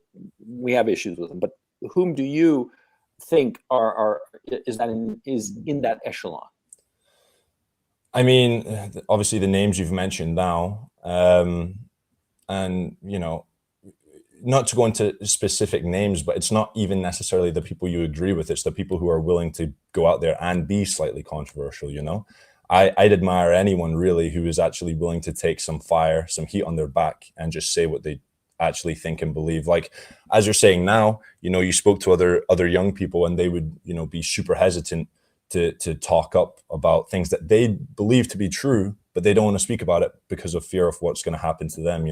When this, I didn't go public with my video when it first came out. And when it resurged, I was speaking to close friends of mine and they said, hey, do you really want this tailing on and affecting you later in your life when you're going into a career?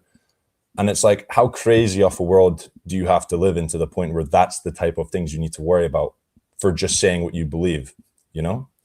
It's worrying to say the least. Okay, let me give you a little background. It's very worrying.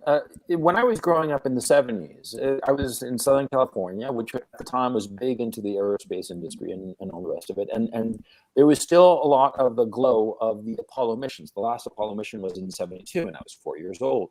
And so, when I was in first grade, second grade, everybody had people that they admired. I can remember thinking that Neil Armstrong was so cool, He'd gone to the moon. He was the first man to walk on the moon. That's just amazing. And there were other people over the years that I admired. Of course, I went through the rock phase of having like some, thinking that Eddie Van Halen and Alex Lifeson were so cool. But, that's typical bullshit. But I mean, there were people that I admired, men whom I admired, men who had done incredibly heroic and amazing things. Are there such people in your generation? Or does your generation look up to somebody, or oh, that guy, yeah, but it's this, that, the other, and it's bullshit. I mean, is there any kind of naive admiration for anybody? I mean, absolutely. I don't think that really will ever go away generationally. I think young people especially, are always going to be looking up to people who have done great things. I think ultimately any person out there wants to do great things with their life. And so they'll always look to those who have achieved, with a level of admiration.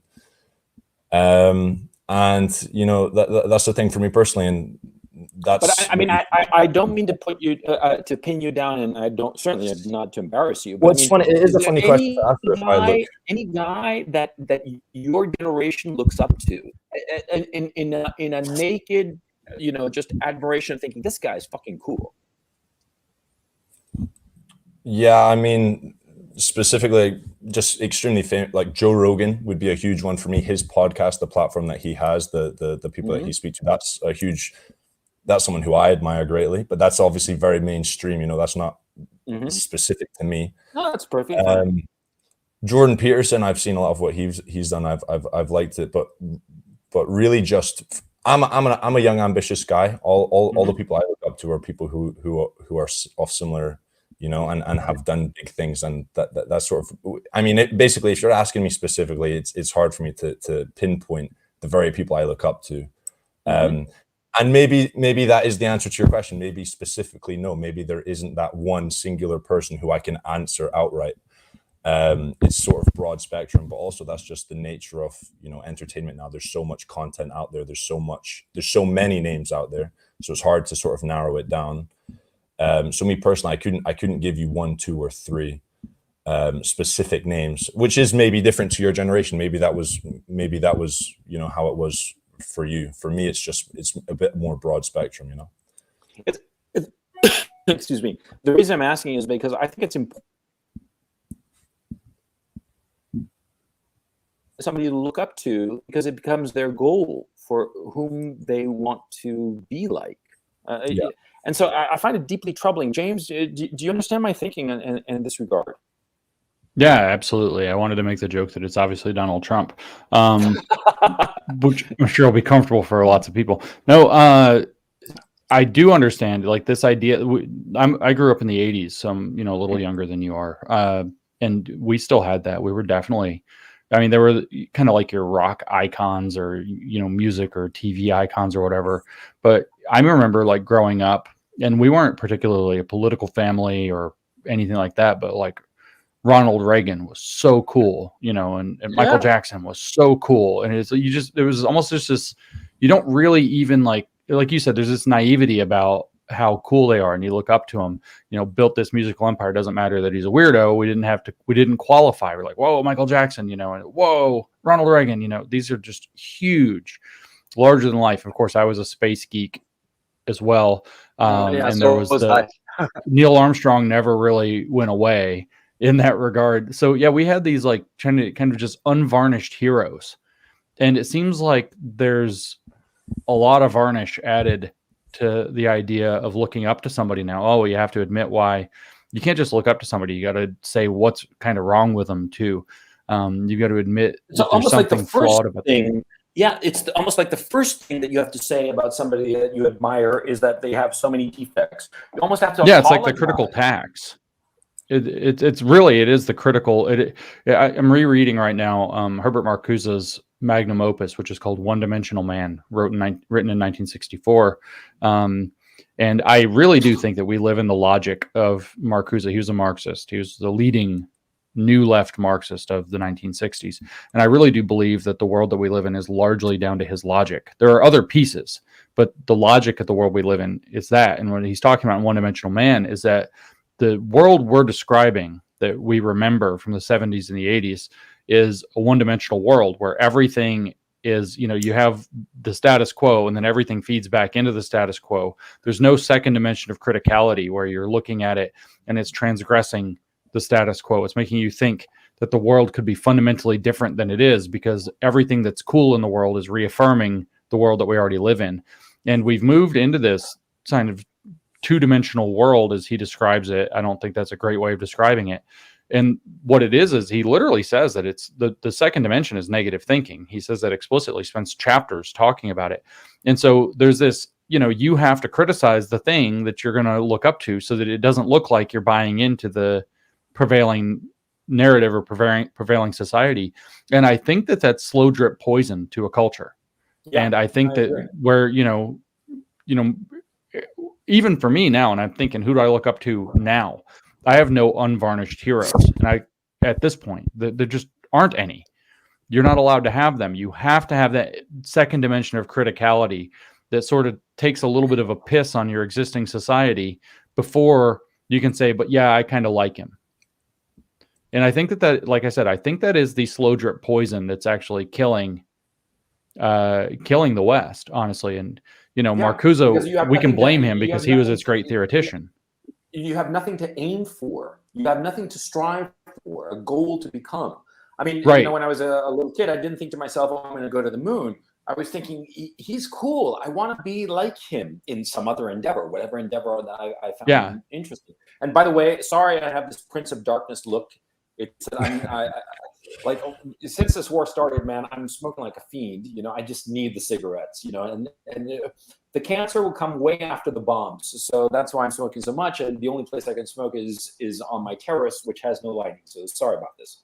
But anyway, No, it's but like so you are this is deprived from anybody that you can admire, and therefore it removes any kind of mountaintop that you can climb, because you don't have anybody that you can admire and say, he did it, so I can do it. It always has to be, this guy was an alcoholic, and this guy was secretly a racist, and all kinds of other kind of presentism type critiques, which I find just it just erodes the possibility of having a dream for yourself, because it's always going to be with an asterisk. Any goal, and so you have to look at it cynically and without any kind of illusions or any kind of hope for betterment. You know what I mean? It's such a dirty world that there's nothing to cleanly strive towards. Yeah, that's that criticality. Is that the goal of this whole thing? Yeah, I mean, this is the critical religion. This is, Marx saying, quoting off of Goethe's depiction of Mephistopheles and Faust, saying the ruthless criticism of all that exists. That's Marx's way of putting it. The way that Marcuse called it negative thinking, but the way that Goethe put it in the mouth of Mephistopheles was all that exists deserves to perish. And so this is grotesquely, I mean, you could say satanic motif around the entire thing. And it's very interesting when you think about it that way and you go back to Marcuse, because his argument is somewhat subtle. What he's actually saying is that the society that they lived in the 50s and the 60s, this one-dimensional society, as he calls it, has obliterated the transgressive element. And so there's only one dimension. There's the existing, but there's no transgressive. So you can cut the dimensions however you want.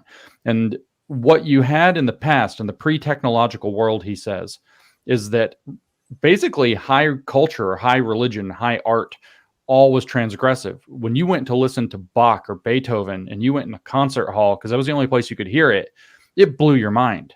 You live in this kind of shitty Middle Ages world, and you're seeing an image of the divine that's beyond anything you can imagine. So heaven becomes this transgressive image about how you want to recreate the world in a different way, and it inspires and it moves you. But he says, now we're listening to Bach in our kitchen while we do the dishes. We've got a record player, and yeah, they're great. And I can't crap on them. We got paperbacks. Yeah, they're great. So we can read high literature for cheap. But the transgressive element gets washed away. People think, oh, this is just part of our society. We have radios. We can listen to CD player or whatever. He wasn't saying CD player, obviously, in the 60s. But we have radios, he said, and we can be listening to Bach and Beethoven and the highest of high art while we do very mundane things in the kitchen, which flattens them out and it takes away their transgressive element. And so what I see is that he says it used to be that religion was the inspiring motif that gave us the transgressive element to try to aspire to a better world. And that's dead with the technological world having come in. And he says, so what we need to do is bring back the transgressive element, but his transgressive element is communist critique. And so the new religion that's supposed to inspire everybody is communism, which of course is not inspiring. It's depressing. It's the ruthless criticism of all that exists, because everything that is deserves to perish is literally poison.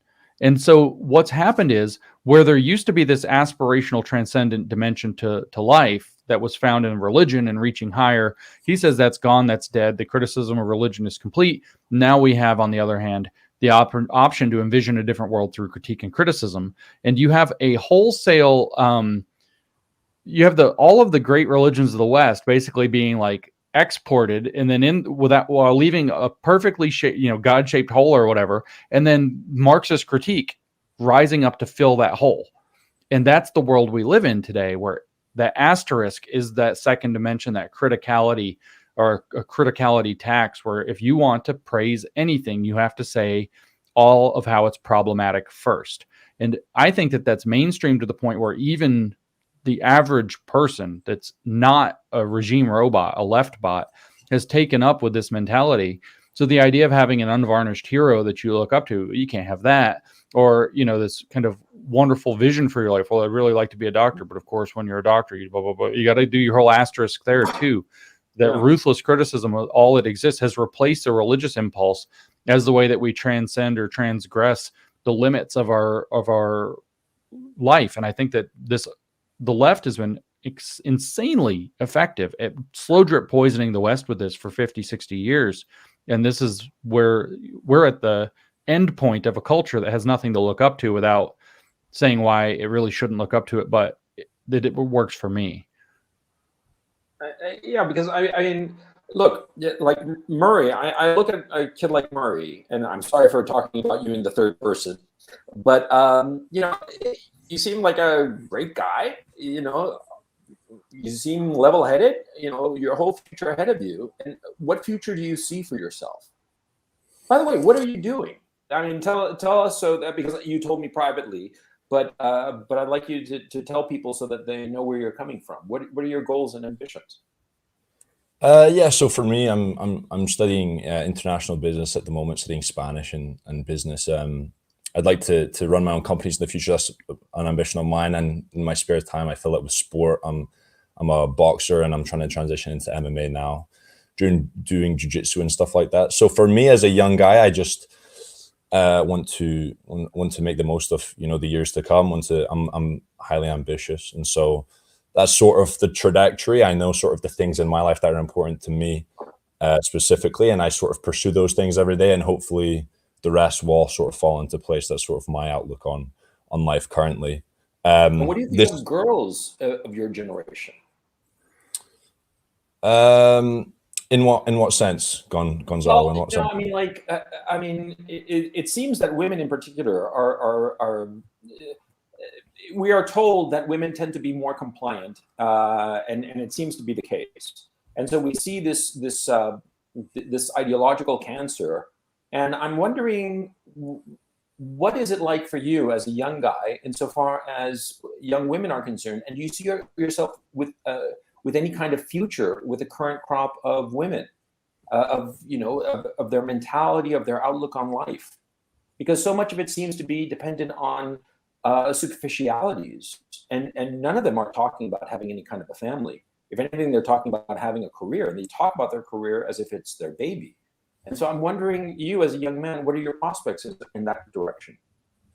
Yeah, sure. I mean, I'm a young guy, obviously. You know, the more serious stuff I'm holding down the line at the moment. Sure. But in terms of sort of ideologies and stuff, I do think perhaps women maybe more so buy into some of the less controversial thing. Maybe that's sort of my experience with it. And I know that in terms of dating, in terms of interacting with people, obviously you don't want to hold opinions that are, super different to whoever it is you're friends with, whoever it is you're in a relationship with. So I can see problems coming from that, but really, that's just each to their own. Essentially, you'll meet people who sort of view the world as you view it, and you'll meet people who are very different, but you're never going to really get yourself into a serious situation with someone like that. So, personally, yeah, obviously, as I get older, as I want to start a family, I'll align myself with a woman and people who view the world similar to how I view it. Because I'm wondering about the whole incel thing, and why is it that the left in particular is so nutso about incels? I mean, they really get rabid about them. And James, I'm going to ask you about it, because I have my own theories, but I'm curious as to what you think about the issue. Well, I mean, first I'll say that I think that there's actually a pretty strong base, at least here in the States, of younger conservative women who are the opposite of what you're worried about. They seem to be kind of course correcting. They don't talk. I mean, they see things and are horrified. Like I saw the other day an advertisement that said or an article saying that you can have your baby in the metaverse. You can have your virtual baby instead of a real baby. And you can have your little goggles and pretend you're holding a baby and all kinds of really feeding it and weird things.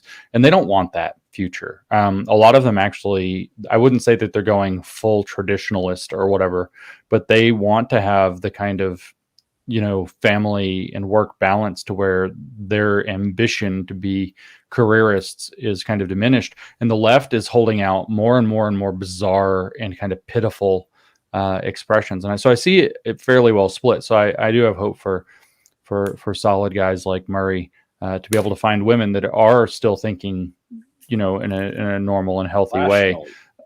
Yeah. And so it's not, I don't think, as dire as it could be. I know they're trying to push it into that realm. But as far as, the whole incel phenomenon, they're always looking for a scapegoat, right? And so there are a lot of these young men, and it is true that when young men are massively sexually frustrated, the sexually frustrated men from like 16 to 25, I think, are the most dangerous elements of any given society always. And this is just kind of a fact of testosterone levels, which they would say don't matter, but they do matter quite a lot. And so they're creating these weird conditions to where a lot of men are not going to be up to scratch for a lot of women, because they've kind of inverted what makes people acceptable. Now, some people are, legit weirdos, so that's difficult. But then they turn around and blame those people for the ills, where those people are, in a sense, a victim of a terrible ideology in not all but many cases. And that terrible ideology is feminism, which is breaking society. Not to say that, I'm all about people doing whatever they want to do as individuals. I'm ultimately largely an individualist, but my goodness, the idea that your career should displace the idea of a family is reckless and damaging. And the idea that, men are the basis of A, what it means to be a meaningful person, and B, the root of all evil, is just kind of this self-defeating toxic ideology. And I honestly see feminism as the root that imported most of this ideology into the mainstream, both through the universities and through broader culture. And it's really a toxic environment. But of course, they can't be to blame culture for anything. What's this What's that? Culture? The broader culture? Oh, the broader culture. I'm sorry. Broader culture. Yeah. You think that feminism bears on its was the way that this was slipped in? And feminists are basically where it's happened every time. And there's a reason for that, which is that weak men will bend all their values around a woman in order to be able to get a woman. Yeah. That's the difference between a weak man and a strong man. As you can tell, that a strong man, while he's willing to compromise or discuss, is not going to twist his values around and change his personality in order to appease or impress some chick. But what happened? Like, look, for example, where did intersectionality come from? Right? Intersectionality, this huge, stupid thing. Where did it come from? Did it come from the Black movement? No. Critical race theory and all this. Did it come from? No. It came when the Black feminists took over and wrecked the Black movement by saying that it was too patriarchal, that it cared too much about family values, that, the Black movement before the feminists got a hold of it was arguing primarily that the white man, which probably is not entirely wrong, was breaking up the Black family and causing all these problems for the Black family and thus Black neighborhoods and Black communities. And so they were trying to make it so that Black women were going to, be good, kind of subservient wives and mothers and all of this. And that sure has its own problems. But then you step in and you see the Black feminists just railing on those guys. You read the Combahee River Collective statement, or their manifesto that they published in 1977. And it's like 6 pages long, and like a third of it is dedicated to just railing on patriarchal Black men because they were Black feminists. And this whole giant conglomeration of nasty grew out of that. The CRT movement really got all of its legs under it from the feminists twisting around what were other issues so that they focused on feminism. Where did all of this crazy shit in education come from? Well, it came from feminist English professors taking up with postmodernism and taking up with critical education theory. Everywhere you go, it's a post-structural feminists bent education. They bent our culture. They created queer theory that's done all this sex, gender, sexuality stuff into the main. This was all angry, bitter feminists who, and I don't want to say, well, feminism is the one ideology that's the problem. There are lots of communism's a bigger problem. But the fact of the matter is that feminism really bears a lot of the blame for mainstreaming this. And it is one of the most toxic and destructive ideologies because it's curdled. It's a curdled, envious. That's my translation of the French word ressentiment that Nietzsche talks about. Ressentiment, the envy that's kind of beyond envy, that resentment that's beyond resentment. I say it's curdled envy. You have these women who, for whatever set of reasons, are very curdled on society. They're very angry. They're very bitter. They're very resentful. They're very envious. And their theories all reflect that rather than dealing with a reality as it is. It's really what it is the Gnostic impulse, if we want to get really out there with our religion stuff. But I think that it imported most of this stuff. This is also why I think it's so difficult to fight against the woke movement, is because in essence, the woke movement is feminine. It is a feminine communism. It is a feminine ideology. And the rule of thumb, if you realize that, if you were to use your Spanish skills and gender this movement, it would be in a feminine gender. And the reason is that it's so difficult to fight it is a lot of the kind of underlying assumptions come with, you can punch a communist in the nose. You cannot punch a woman in the nose. So you don't have men standing up and taking a hardline stand against this woke stuff because you can't punch something that's intrinsically feminine in the face. And we all know that masculine can't punch feminine. And that's part of why this thing is so damn insidious, but it's also how it wormed its way in. And I think that a lot of it comes down to weak men in positions of power who wanted to impress feminist chicks. So it basically comes from Betty Friedan? Well, I mean, she's not off the hook, but there, I would probably say Simone de Beauvoir is a bit more with her second sex, inversion. It's 1949 or so. So I would blame Simone de Beauvoir more. And then really it doesn't take off in its really dangerous forms until they start going nuts in the 80s. They had their huge battle between the sex negative and sex positive feminists, both of whom are doing raging damage on our society. Everybody brings up The Handmaid's Tale like it's this thing about conservatives, but it was actually about the sex negative feminists teaming up with the social conservatives and creating a dystopia that's completely sex negative. But the sex positive feminists created queer theory and won. The post-structuralist feminists imported postmodern philosophy and thought into everything, because what does it allow them to do? Deconstruct sex and gender, which is the main thing they wanted to do, so that so they can be a strong, independent woman, don't need no man. Which is ultimately a postmodern concept. And it turns out in many cases, it's a false concept. So the issue becomes, here we are at this particular juncture and, our economy in the West collapsing and things it seems to be falling apart. The whole, Western dynamo of Henry Adams, spinning out of control kind of thing, and breaking apart really.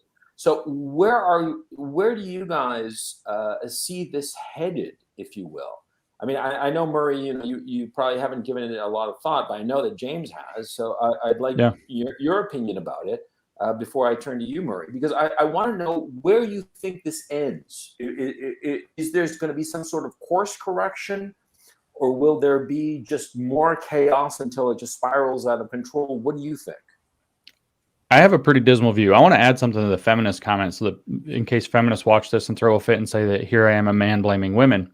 No, actually, I don't think it's the female feminists that are the problem. I think it's the male feminists that are the problem. Male feminists are. It's just like I don't actually think that while the communists are obviously the provocateurs, the leftists are the provocateurs.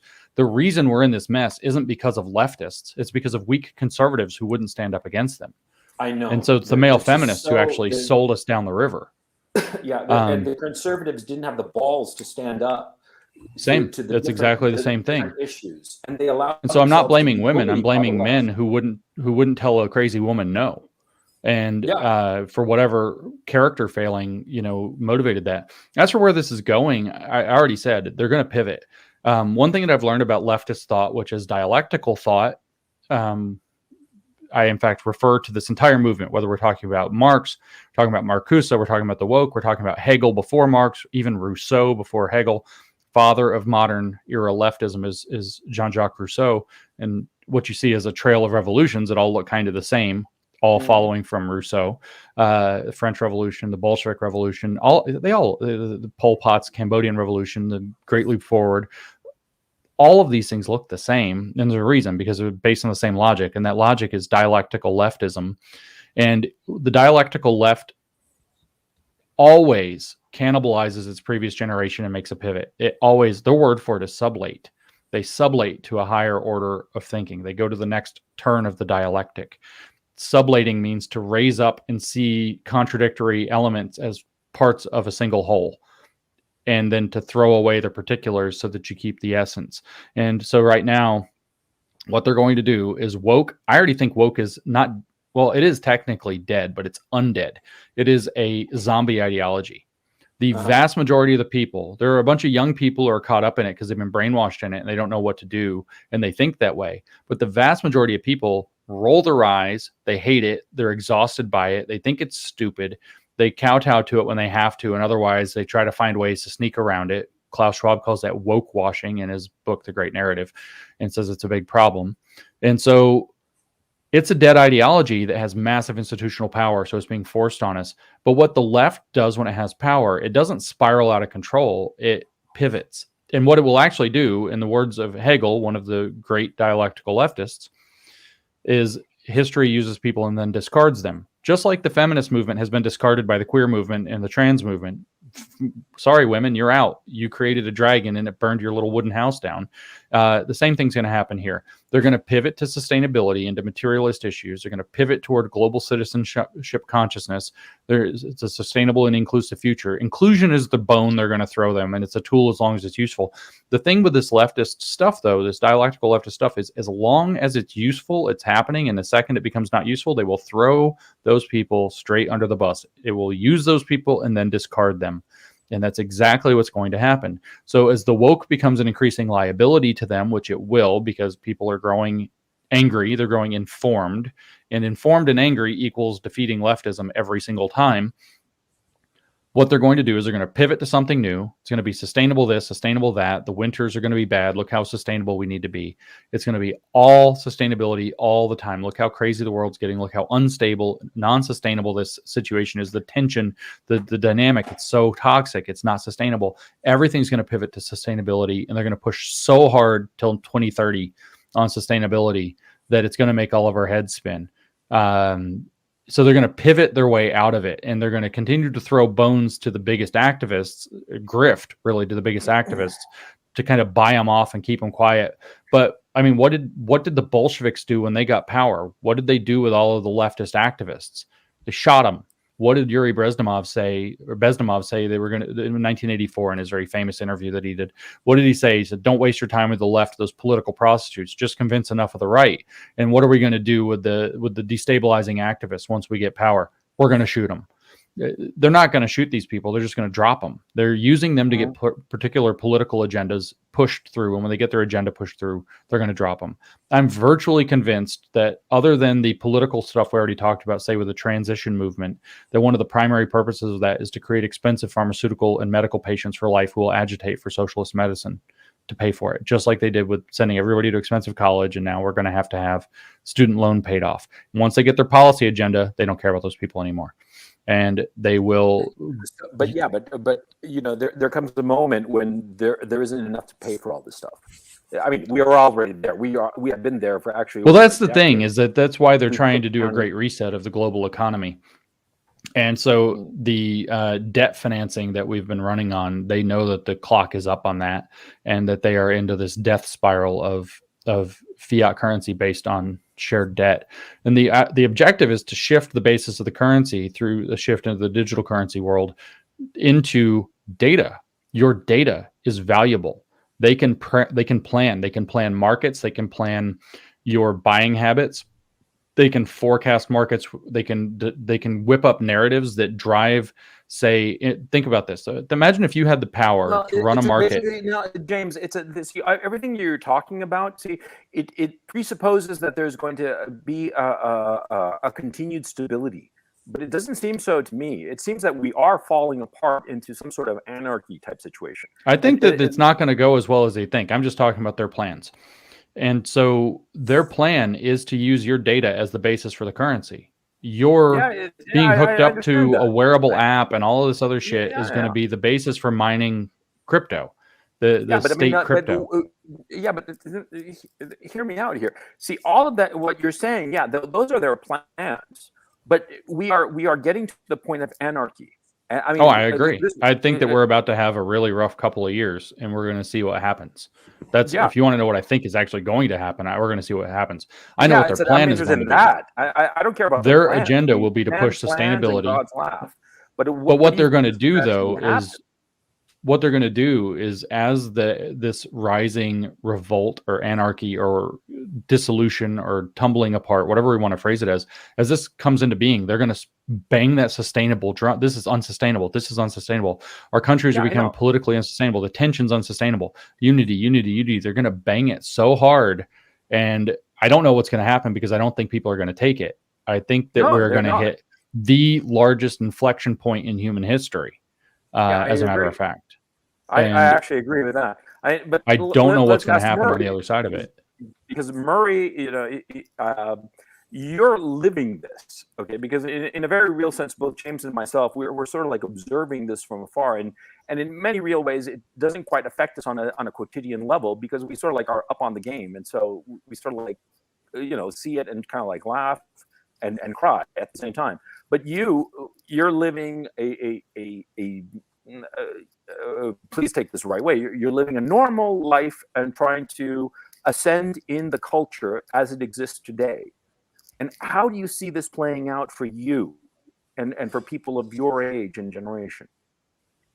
I mean, in terms of where it's going, I was held back 2 years from my ability to access university, expelled from school.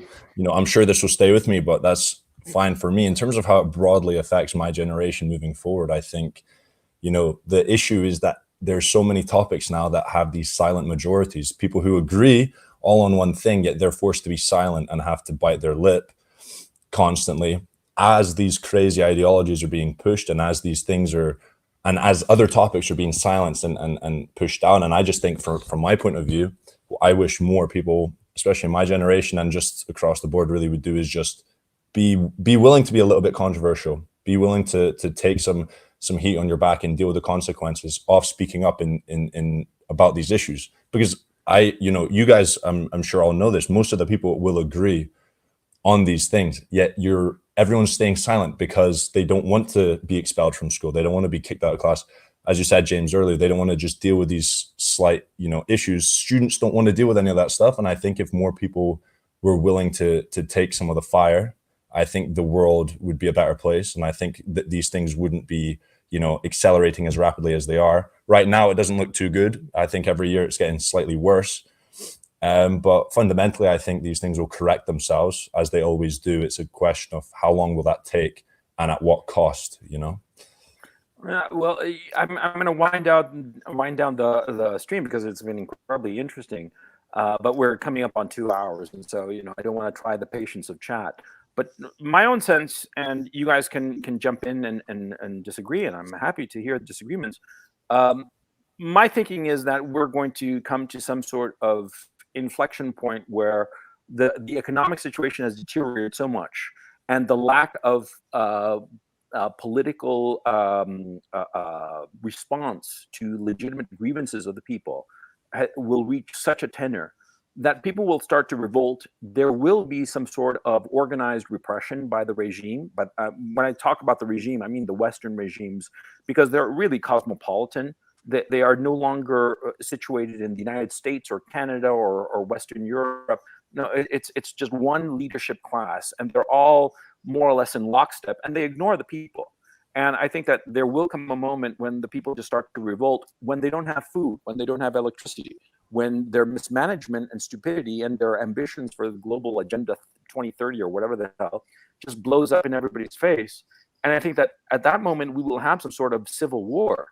And it won't be a neat civil war between, the North and the South, like in the United States in the 19th century, but rather like a Spanish Civil War, where it's going to be block by block. One block is one city block will be on one side, another city block right next to it will be on the other.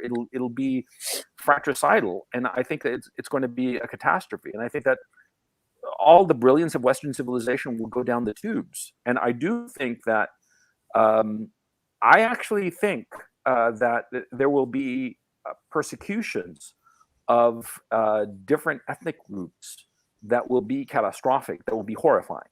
I think that there will be like massive persecutions, like the likes of which we have never seen since the Middle Ages or something.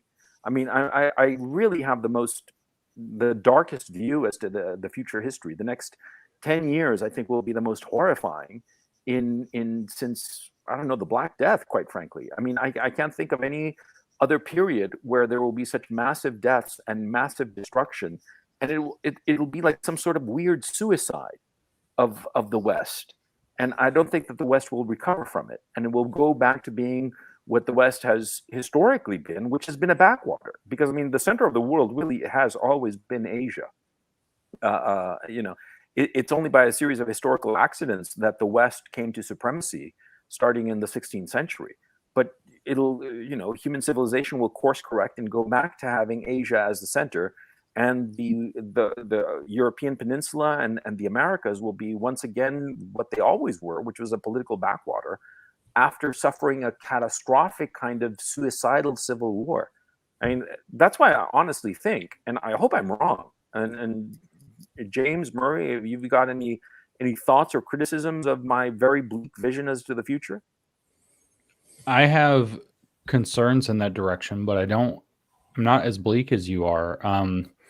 What I actually see driving the West in the direction that it's going, this apparently suicidal direction, is literally a cartel, primarily in the financial sector, but it's colluded with the tech sector, and it's kind of wrapped its tendrils into everything else. But I actually am optimistic in the fact that this cartel is being exposed. It's being exposed at breakneck speed, shocking speed. And I actually think that it could be possible to topple the cartel. Now, whether this results in a, unipolar world order with the West on top, as has been for the Pax Americana, I don't think that that's likely to be the case. Depends on some things that happen in China, of course. China's pretends to be a politically stable region, but it's not. And it depends a lot on what's going on with Russia and Putin as well. So I don't know. But I do think that it is possible for this cartel to be broken. And if the cartel breaks, then I think that the most dire and dangerous prognostications of this kind may actually come off the table. It's kind of well known, whether you look at these different color revolutions. But this cartel that you speak of, which I agree, as I mentioned, this cosmopolitan class, the ziggurat that I mentioned before. It seems to me that as they start seeing their deteriorating position, they will use more and more repressive measures. We're already seeing. They will. On the 1st of October, the German government has announced that they're going to be putting essentially, the state militia on the streets of every German city to maintain order. And so we're already going to be seeing that. Right. But I tend to be more optimistic about those things, because I think that you're now dealing with, Murray, I think, actually expressed this without ever actually saying it quite clearly. You're dealing with people who have tasted freedom. They know what they're losing, or they will realize what they're losing. And I'm not nearly as dim about people as I probably could be, or maybe should be. And I do think that, things like what the Germans saying that the Germans are going to do this, incredibly repressive measure. And the reason is because they know that they've created a catastrophe for themselves that could blow back on them. I actually think that we enter into the position to where a credible pushback against this thing could occur. And the way that I see it playing out, honestly, is there are a lot of people, you talk about that ziggurat, right? Well, there are a lot of people in the middle tiers. So they know quite a bit, and they've got quite a bit of knowledge. They know what's going on a tier above them or two. And they are going to feel this pressure increasing, that if this goes bad, it's going to go all the way bad. And the probability that some of them start to save their own hides by speaking up and saying, it wasn't me, the guys above me made me do it. Mm-hmm. Which is how cartels always flip. That's how a mafia always gets taken down. That probability increases more and more and more, the more agitated and angry the population becomes, so long as the population is agitated and angry for reasons that are accurate, as long as they're informed. And so I seriously suspect that we have a window of opportunity to avoid that calamity. And that window of opportunity arises by making people more and more aware that the reasons that this is happening are deliberate provocations. It's not fully emergent. There are emergent elements, but it's not fully emergent. It's not just happening. It's also not inevitable. That's one of their magic spells. This change is coming. There's nothing we can do to stop it. So you have to let us be in charge of how it's shaped. And then obviously I just keep telling people, and it's actually an eye-opening moment for a lot of people. Look, the same people, exactly the same people who want to control how to deal with this coming winter that they maybe have engineered, are the exact same people who are patting themselves on the back for how they managed COVID-19. Do you really want these people to manage the next crisis? So maybe we let them manage this one in the winter and it's going to be a catastrophe. Are you going to let them manage another one after that? And people's eyes open to this message. It's the same people who did everything that they did with COVID-19, thinking that was whatever their purpose is. Let's not call them monsters or demons or, totalitarians or whatever. Let's take them at their pretend word that was the best they could do with the situation. Are we going to give them another chance to mismanage another thing into the toilet? Well, and people are like, wait a minute, you have a point there.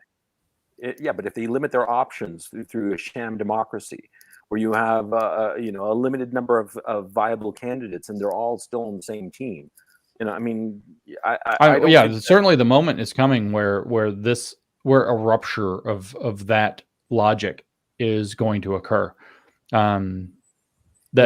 Ironically, one-dimensional logic is going to rupture. It is and I think that rupture point is increasingly imminent. But while I see it landing us in some sense in the toilet, I also see it as a possibility not to land us in the toilet, as long as people with something resembling character and clear head prevail in terms of shaping the direction we're going to go through. Well, I just believe in how quickly these. View. You have a more I do, because I think that like the ziggurat, if we want to call it that, I think it actually discredits itself much more effectively than I think you fear. Like, they're all caring about their credentials, but before long, their credentials stop meaning anything. And I talk to people on the ground all the time that indicate the validity of this. I talk to people in companies who won't hire from Ivy Leagues unless forced to, because they figure those people are liabilities. So the image of the Ivy Leagues, which is somewhere pretty high up on the tiers of the ziggurat, is already crumbling. The thing that upholds the ziggurat is looking at that and saying, no, that tier is out. The CDC, all these institutions that we kind of depend on, people are looking at them and saying, maybe not so much. I don't know what comes after that, but I think it's actually a hopeful step that indicates that other possibilities can present themselves. The big question mark, of course, is China. What's going to happen there politically? What's going to happen there economically? What kind of alliances are they forging? I disagree with that, because it seems increasingly clear to me that this unipolar moment that we lived over the last 30 years was unique through a series of circumstances. And that multipolarity is going to come back and play. And the global American empire, as it is collapsing now, there is clearly a power vacuum. It is collapsing. And the other nascent powers, China, Iran, Russia, they are going to step in and fill that gap. And there's nothing to be done about it. But we will never have the unipolarity moment again. And whatever happens insofar as China is concerned, it's not going to step in and fill the entire vacuum. It'll be multiple powers filling in the vacuum of the collapsing global American empire. And with that, I'm going to call an end to the stream. Guys, I hope you stick around for a little bit just to say a few private words. Nothing special. Chat, I hope you enjoyed the show. It's been a great experience. Murray, thank you so much for being on. I hope you enjoyed it. And James, once again, my pleasure having you on. And so, with that, I bid you all farewell. Take it easy.